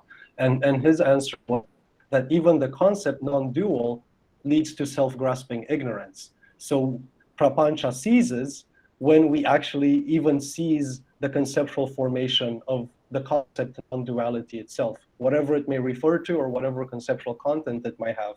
Correct prapanch, the correct method of overcoming or transcending, if you prefer, the conceptualist proliferation is not even to have any sort of epistemic clinging to the notion of non-duality itself.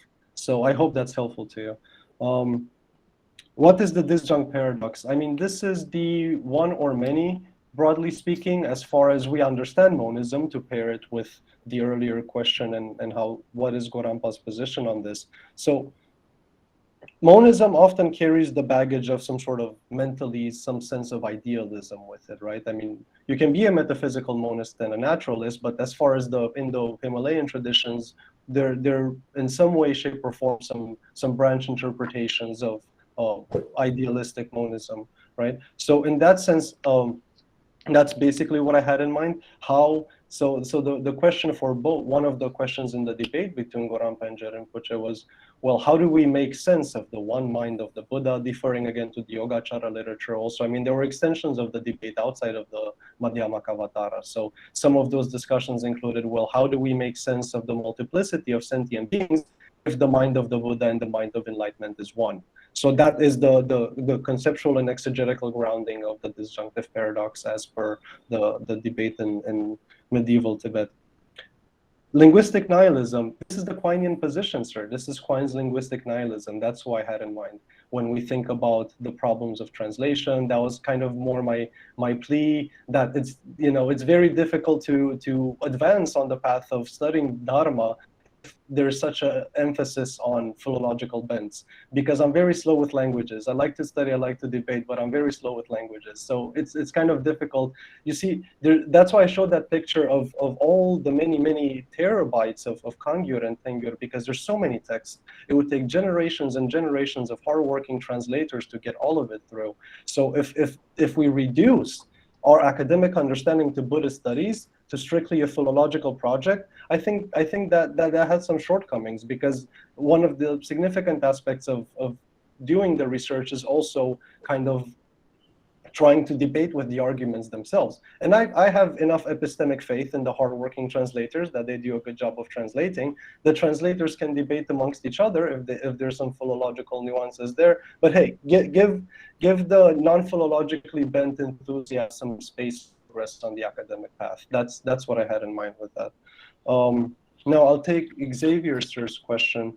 What is the role of interdependence in these two? I think that's a very good question. So I didn't get into this one because this could have been a presentation by itself, because this kind of traces back to the original nuances of the Prasanga when we see the Buddha Palita and Bhava Viveka discussions. And Bhava Viveka saying that Nāgārjuna actually asserts, right, Svabhavanuman, when he's concerned with asserting independent premises and the syllogistic grounding, so we can read for lack of simplicity, we can read Nāgarjuna through the classical framework of logic, through the true-false binary, you know. So, and then obviously Buddha Palita says no, because of the Prasanga method. We should and we cannot interpret. There's no such thing. If somebody says that there are ontologically independent premises, there's two nuances there that has to be addressed as far as the Praticca Samuppada. One of them is we should completely reject the word independence in the lexicography of a Buddhist because of interdependent origination. There's nothing independent in and of itself. Buddhists are not Kantians. There's no thing in itself. Everything is interdependent. And when they say everything, they literally mean everything. So in that sense, that's part of the implication for Samupad. The other one would be something that Gokhale sir was also mentioning, which is to what extent are we ontologically committed to these logical positions, and what is the heuristic principle here between the logical reasoning and the ontological reasoning? Because in that sense, the Bhava Viveka would make a stronger ontological commitment because he accepts independent premises, whereas the Prasanga method would not. Yeah, okay. And for ma'ams, I'll take one only from ma'am. The notion of prapancha. Yes, ma'am, I agree. Prapancha has to cease. That's the whole point of the path for all Buddhists, from Nāgarjuna to even today's practitioners. This is a majority position. Ma'am, prapancha has to cease. But it's still interesting that there's so many literary works that encourage debate and discursive thought. So that's also an interesting tension there. Yeah. Okay. Thank you.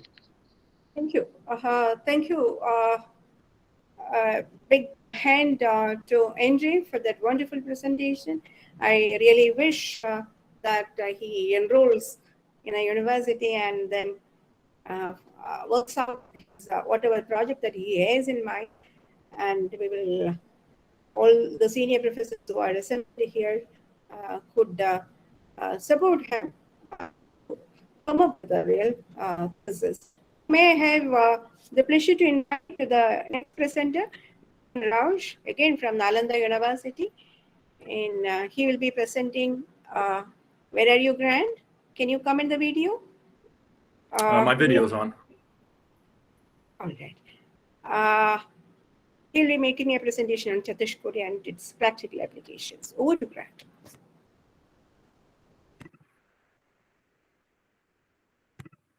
All right, can you see my screen here? Is my screen visible, Yes. the presentation? You are. Okay. Yes.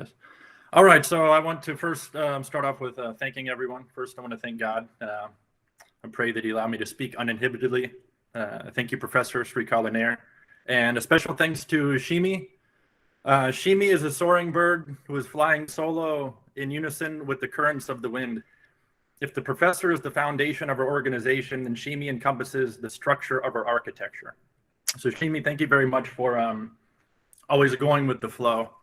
And thank you to all the other guests and attendants.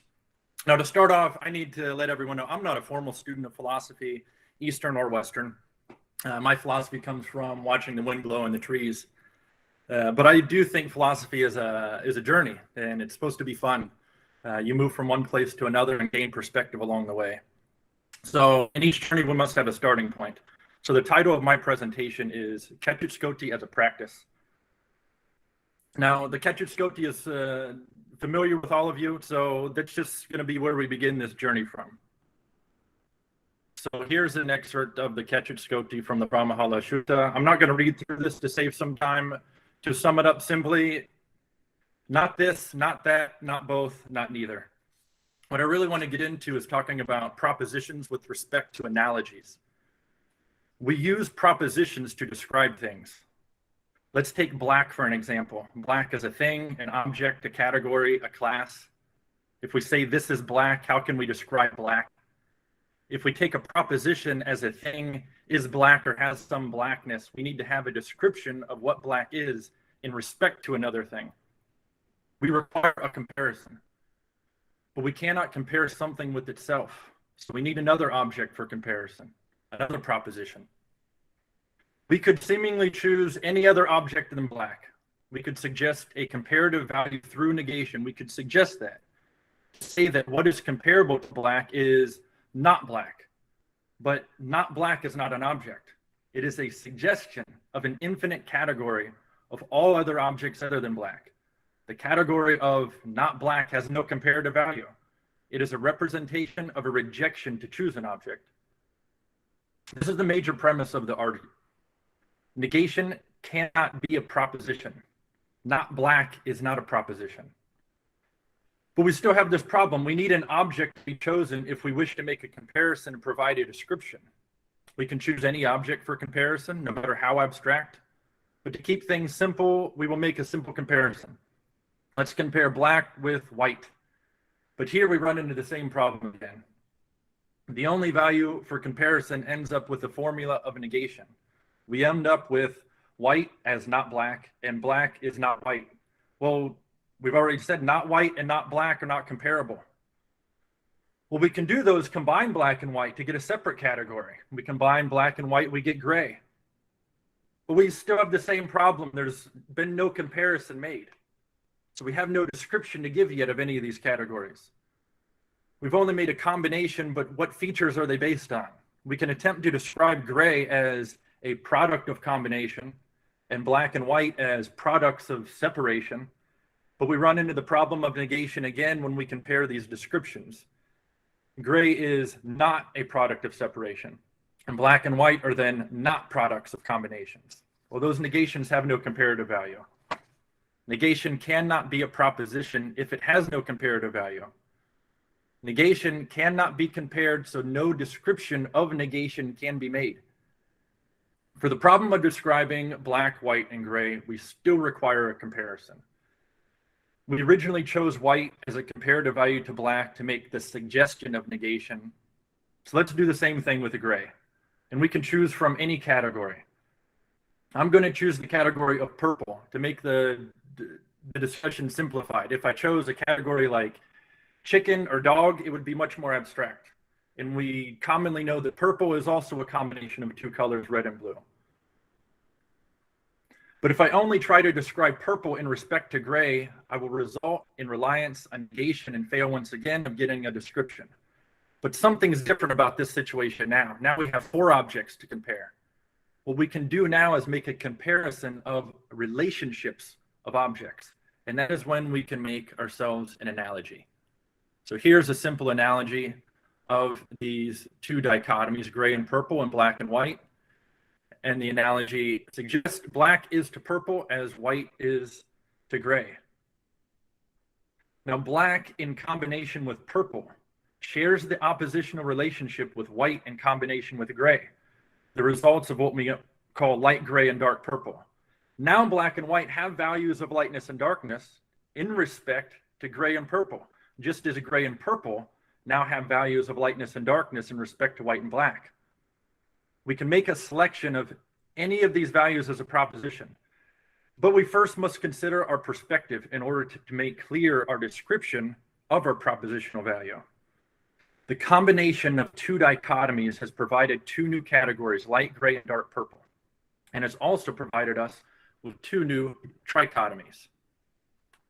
So here we have our original trichotomy of black, white, and gray, and the new trichotomies due to the relation of purple. Now we can hold a perspective of one of the three propositions in our original trichotomy. We can now describe black in respect to gray and white, as well as black in respect to dark purple and purple. So let's put this into perspective in terms of the four categories as they're typically seen in terms of the Catuṣkoṭi is say this, that, both, and neither. Well, both in this case takes the place of gray, and purple as neither.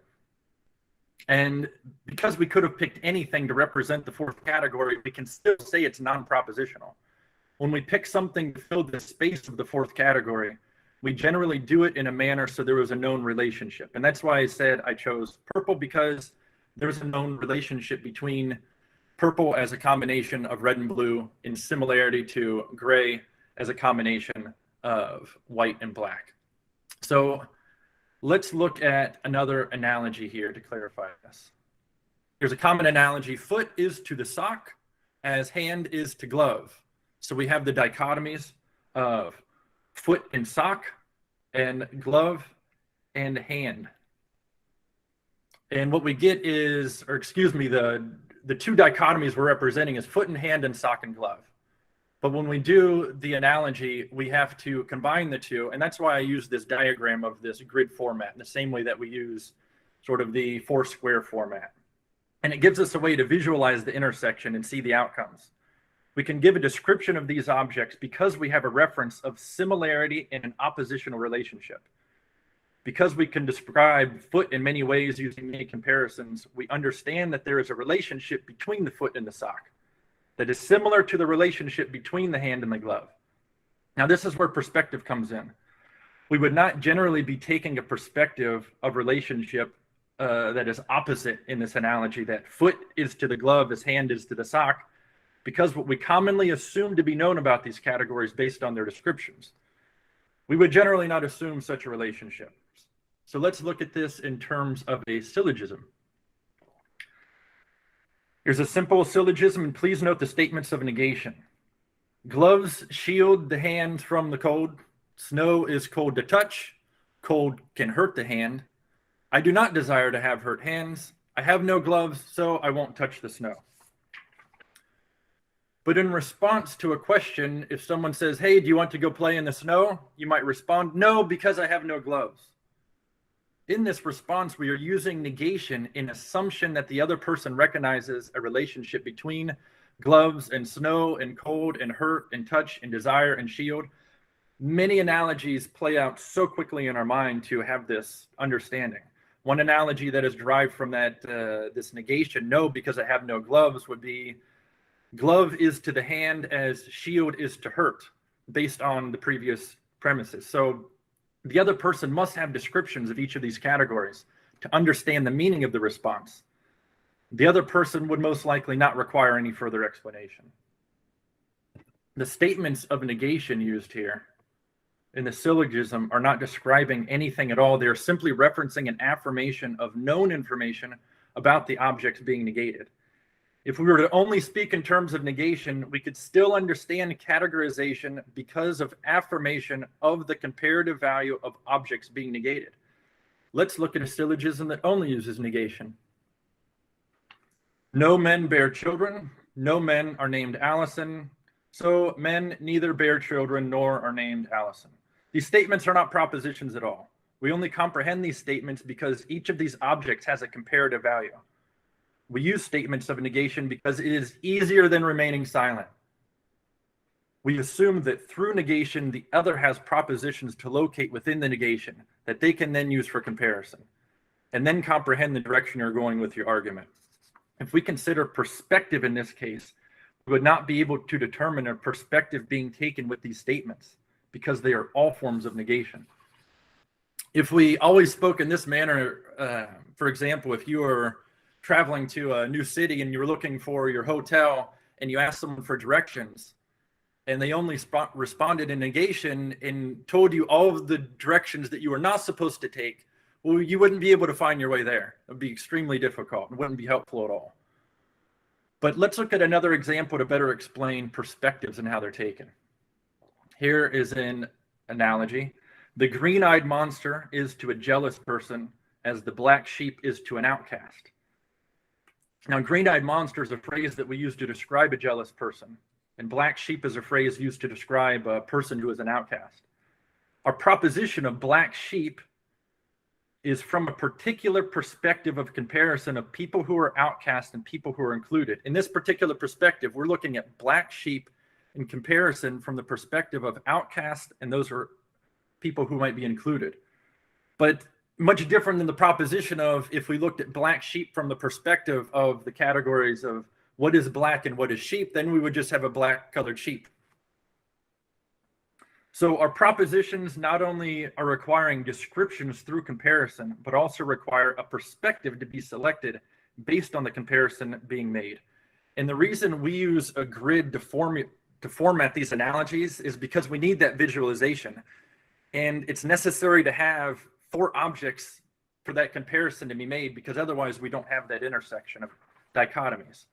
So the analogy requires 2 pairs of oppositional categories, but the result is always only 3 available propositions depending on which perspective you're approaching the relationship from. Again, I'm going to repeat some of this. We need 4 categories to make an analogous relationship. We need the analogous relationship to make a comparison. By making this comparison of 4 categories, we can determine a relationship and provide a value for the propositions. This process results in a trichotomy where a new category comes out of the comparison of the dichotomous relationships. Our perspective determines which trichotomy we choose our propositions from. So depending on which perspective we take, the result will be a trichotomy, and from that trichotomy, we can choose one of the 3 propositions.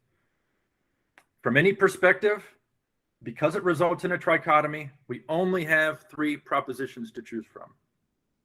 So if you want to visualize this in the sense of the way we do with negation in the form of formal logic, say if we go back to the way that we look at the Catuṣkoṭi, maybe in this case, where the category of neither only takes 1 position, or it assumes only 1 proposition.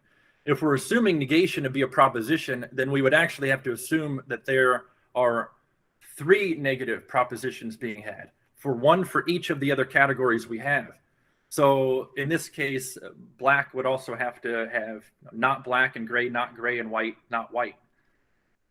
So the 4th category of the Catuṣkoṭi, the double negation, so to speak, if we're going to accept it as a proposition, then we would have to accept that it's actually suggesting 3 propositions. So then the Catuṣkoṭi would really be an argument of 6 propositions. But I don't think this is the case, because negation is not a proposition. So what we really only have to choose from are these 3 here: black, white, and gray.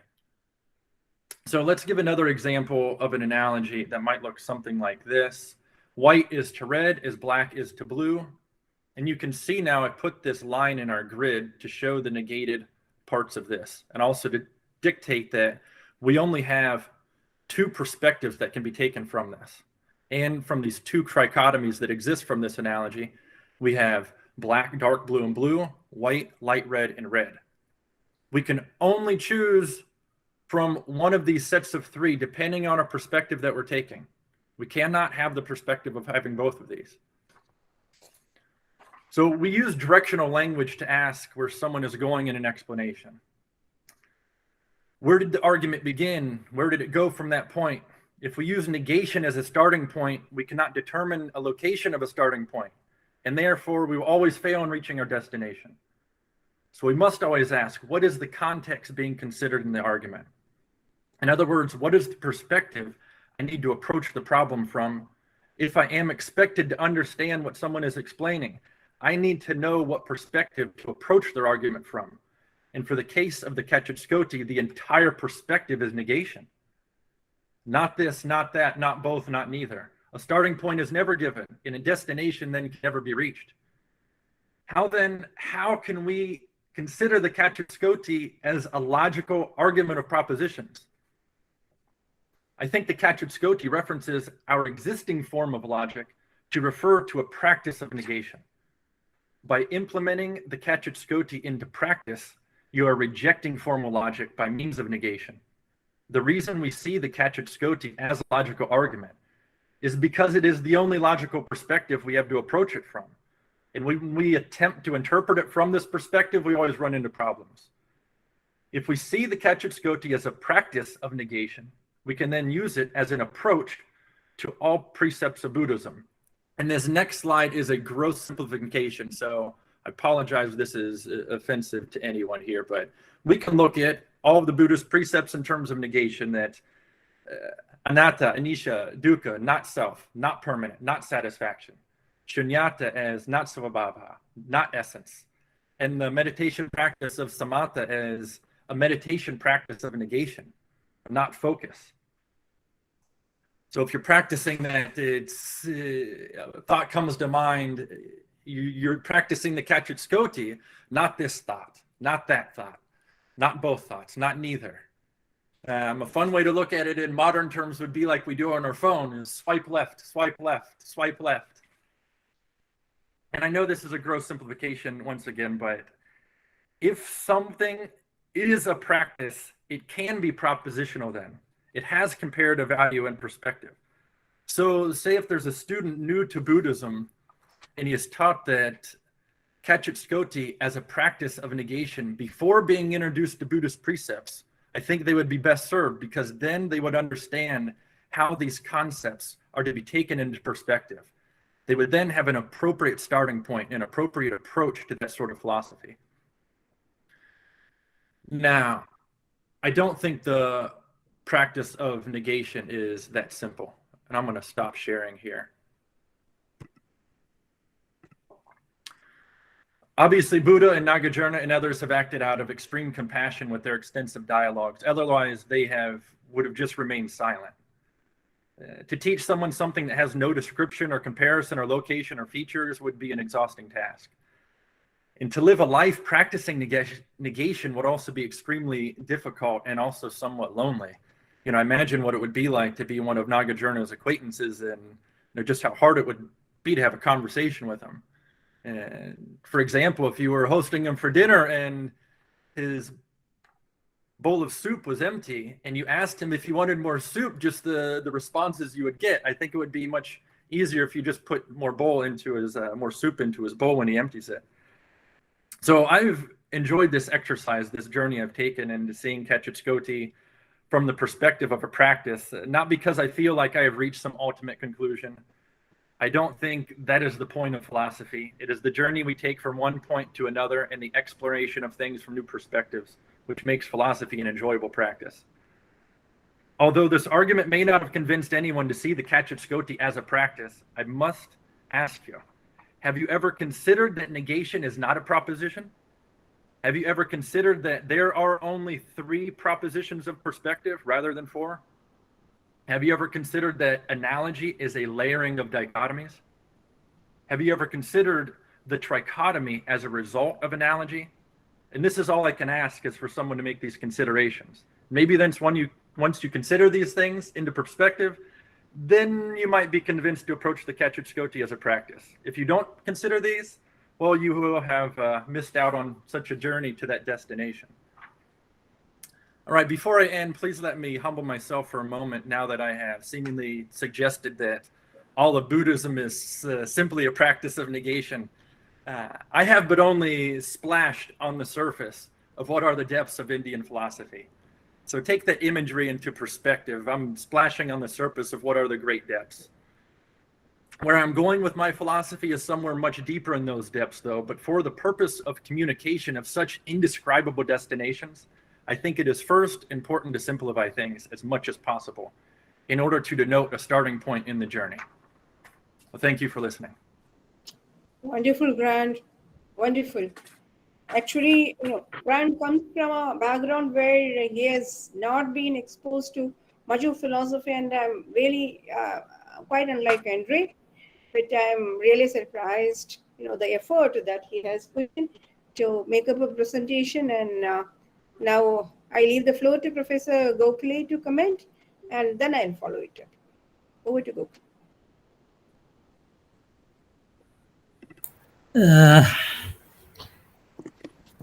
Very interesting approach to you can say proposition. And one of the points I think you were making is that negation is not a proposition. Now here, of course, I mean, as we have already talked about two types of negation. One is called paryudasa, that is complementation, and the other is absolute negation, that is prasajya parisheda. I mean, you can forget these Sanskrit words, but when I say, say I am not a, suppose I say I am not a monkey, that means I am not saying, I am just not, I am making a proposition. I am differentiating myself from something, from an animal. So, through a proposition, I can differentiate. So, and for that also negation is used. So, negation can sometimes mean just differentiation. Sometimes it can be absolute negation. And perhaps what you were saying, that negation is not a proposition, it applies to the second type, namely absolute negation. Maybe you can respond to that. Yeah. So when you're talking about the, I am not a monkey, your differentiation comes from your concept of the monkey being shared with me having a concept of that already. Okay. So it's the affirmation of both of us having an assumption that we have a description of that category already. That's the only way that it would make any sense for you to use that in terms of a negation. Okay. So I'm saying the proposition, really what you're saying is valued only on the assumption that I understand what differentiation is of a person and a monkey. So, I mean, anyway, the second point is, I think you were talking about practice of Catuṣkoṭi, but one has to distinguish between Catuṣkoṭi and negation of Catuṣkoṭi. That is what, I mean, Nāgārjuna or Madhyamikas in general do, is that they talk about Catuṣkoṭi, which is given in the linguistic parlance, and they are taking each alternative and negating it, denying it.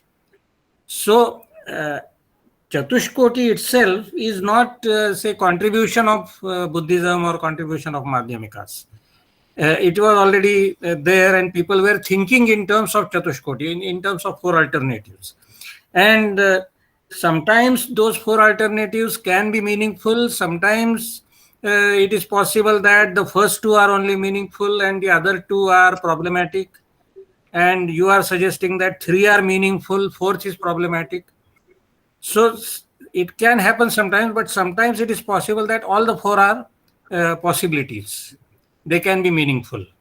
For example, in Pratyaya Pariksha, things arise from themselves, where one is talking about material cause, or things arise from something else, where one is talking about efficient cause, which is different from the effect itself, or things arise from both, that means material cause as well as efficient cause, and things arise from neither, I mean, neither from themselves nor from others.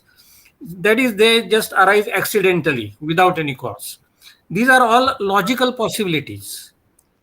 And so sometimes this may happen that all the four are possibilities. Sometimes if you just say true and true, false, both and neither, then true and false are logical possibilities, but both is not a logical possibility, neither is not a logical possibility.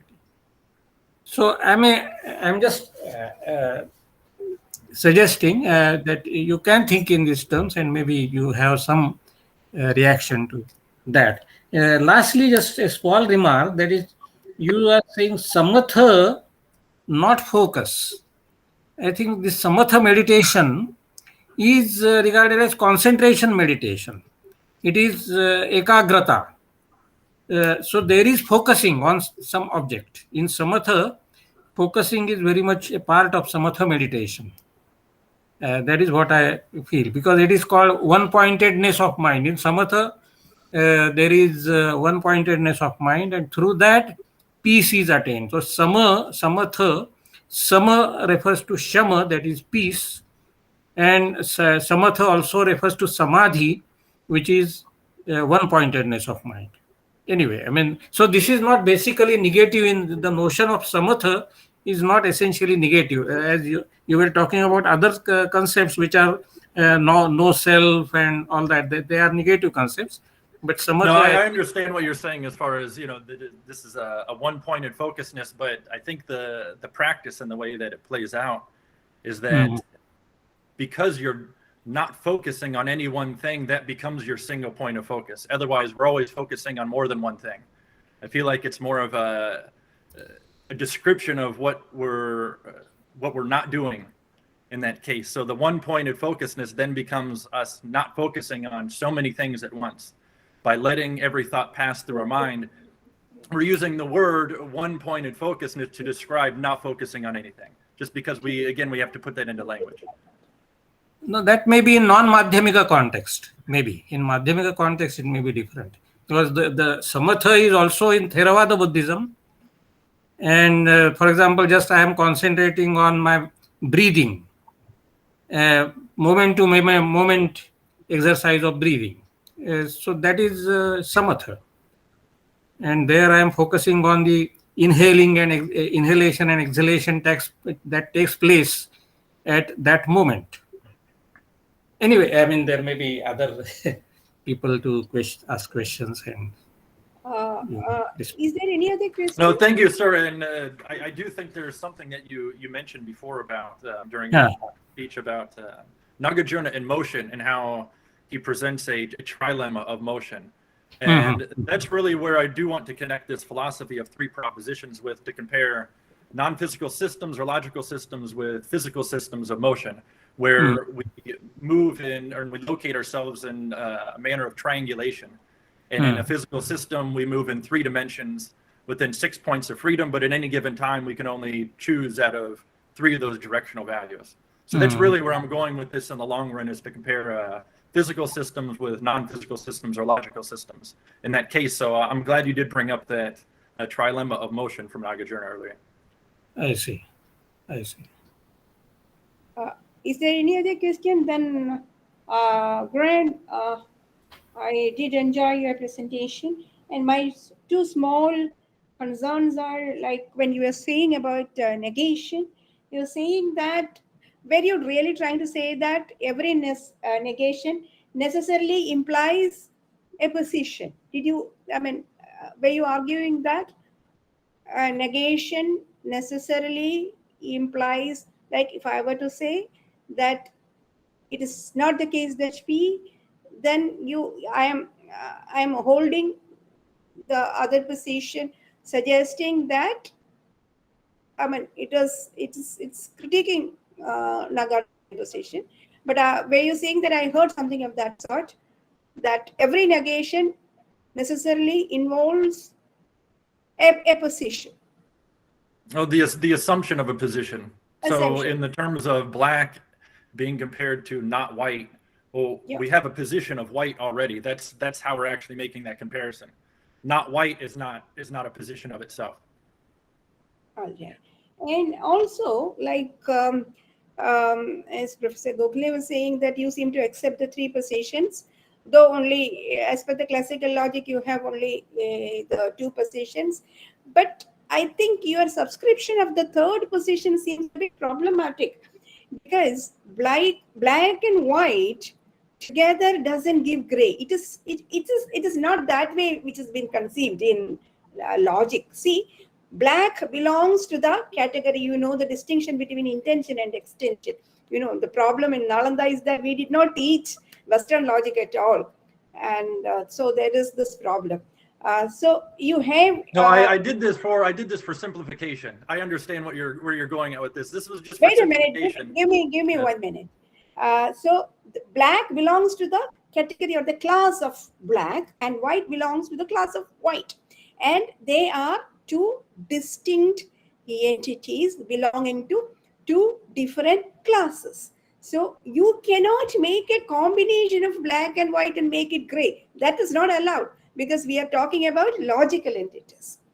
And therefore, your position that you can have the third possibility as far as the pragmatic concern is concerned, like you can raise a practical working out of the third possibility is questionable. Yes, now you can speak.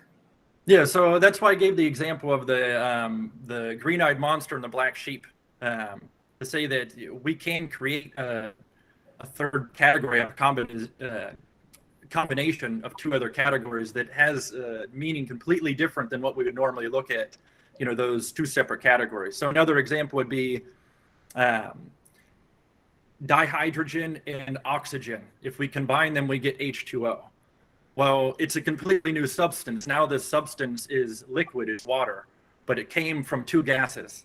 So yes, the two gases, hydrogen and oxygen, that when they're combined together do create something completely new and different. That is inseparable from the other two. That's the perspective I was approaching this sort of combination theory from, but I use a gray just to simplify it, because we do in the same thing with purple and red and blue, because when we understand the mixture of colors, it does create a new category of a color in that sense. Thank you. Is there any other question? If not, then I pass on the mic to the coordinator, Shimi.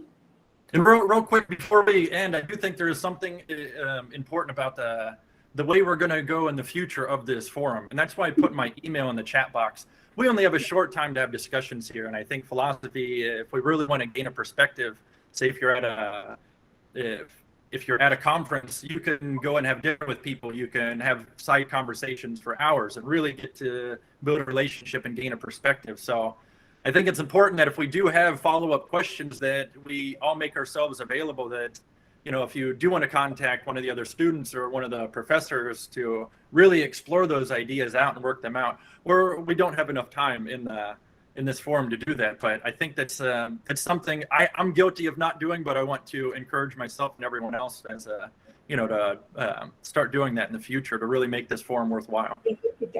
All right, thank you. We'll take note of that. Please, coordinator, please take note of that. And then please proceed with the rest of the formalities. Thank you so much, ma'am. Now I call upon Dr. Ligita Prabhakar for propose a vote of thanks. Thank you, Shimi. Good evening, everyone. On the behalf of Global Forum for Young Philosophers, it's my privilege to propose a vote of thanks at the close this monthly webinar series. First of all, today's topics are very informative as well as contemporary theme to discuss and to reflect upon. I express my heartfelt thanks to our beloved ma'am, the patron of GYFP, Professor Srikala M. Nair, who is the brain behind the program. Thank you, dear ma'am, for your constant guidance, support, inspiring presence, and encouragement to make this webinar happen. Thank you so much, ma'am. Well, it is my immense joy to thank Professor Pradeep Prabhakar Gokhale, former Professor Department of Philosophy, Pune University, former Director in Central Institute of Higher Tibetan Studies, Saranath, Varanasi, for your insightful talk on Nāgārjuna's ways of argumentation, some logical issues. Sir, you have explored the concept of argumentation in logical analysis in a very useful manner. On behalf of GFYP and myself, thank you very much, sir, for your valuable time and presence. Thank you, dear sir. Well, at this juncture, I take this opportunity to thank our speaker, Mr. Andrei-Valentin Bacrău, former student, Nalanda International University, Bihar, for your enlightened reflections on the presence of Candrakīrti in Tibetan medieval debates. Thank you so much, Mr. Andrei, for your valuable presentation. Well, I would like to extend a thanks to Mr. Roush, former student, Nalanda International University, Bihar, for your innovative presentation on the Candrakīrti as a Catuṣkoṭi as a practice. Thank you very much, Mr. Grant, for your insightful presentation. And also, I sincerely thank to Professor S.R. Bhatt, Professor Dilip Kumar Mohanta, Professor William Sweet, Dr. Xavier Francis, Dr. Balamurali, Dr. Rajiv Lochana Behra, and all participants, other eminent scholars, research scholars, students who spared their time to present here. Thank you one and all. Last but not least, I thank you, my friends, for your cooperation in making this webinar success. Once again, thank you all. Good night. Thank you. Thank you, Gokhale ji. Wonderful. Thank to have you all. Namaste.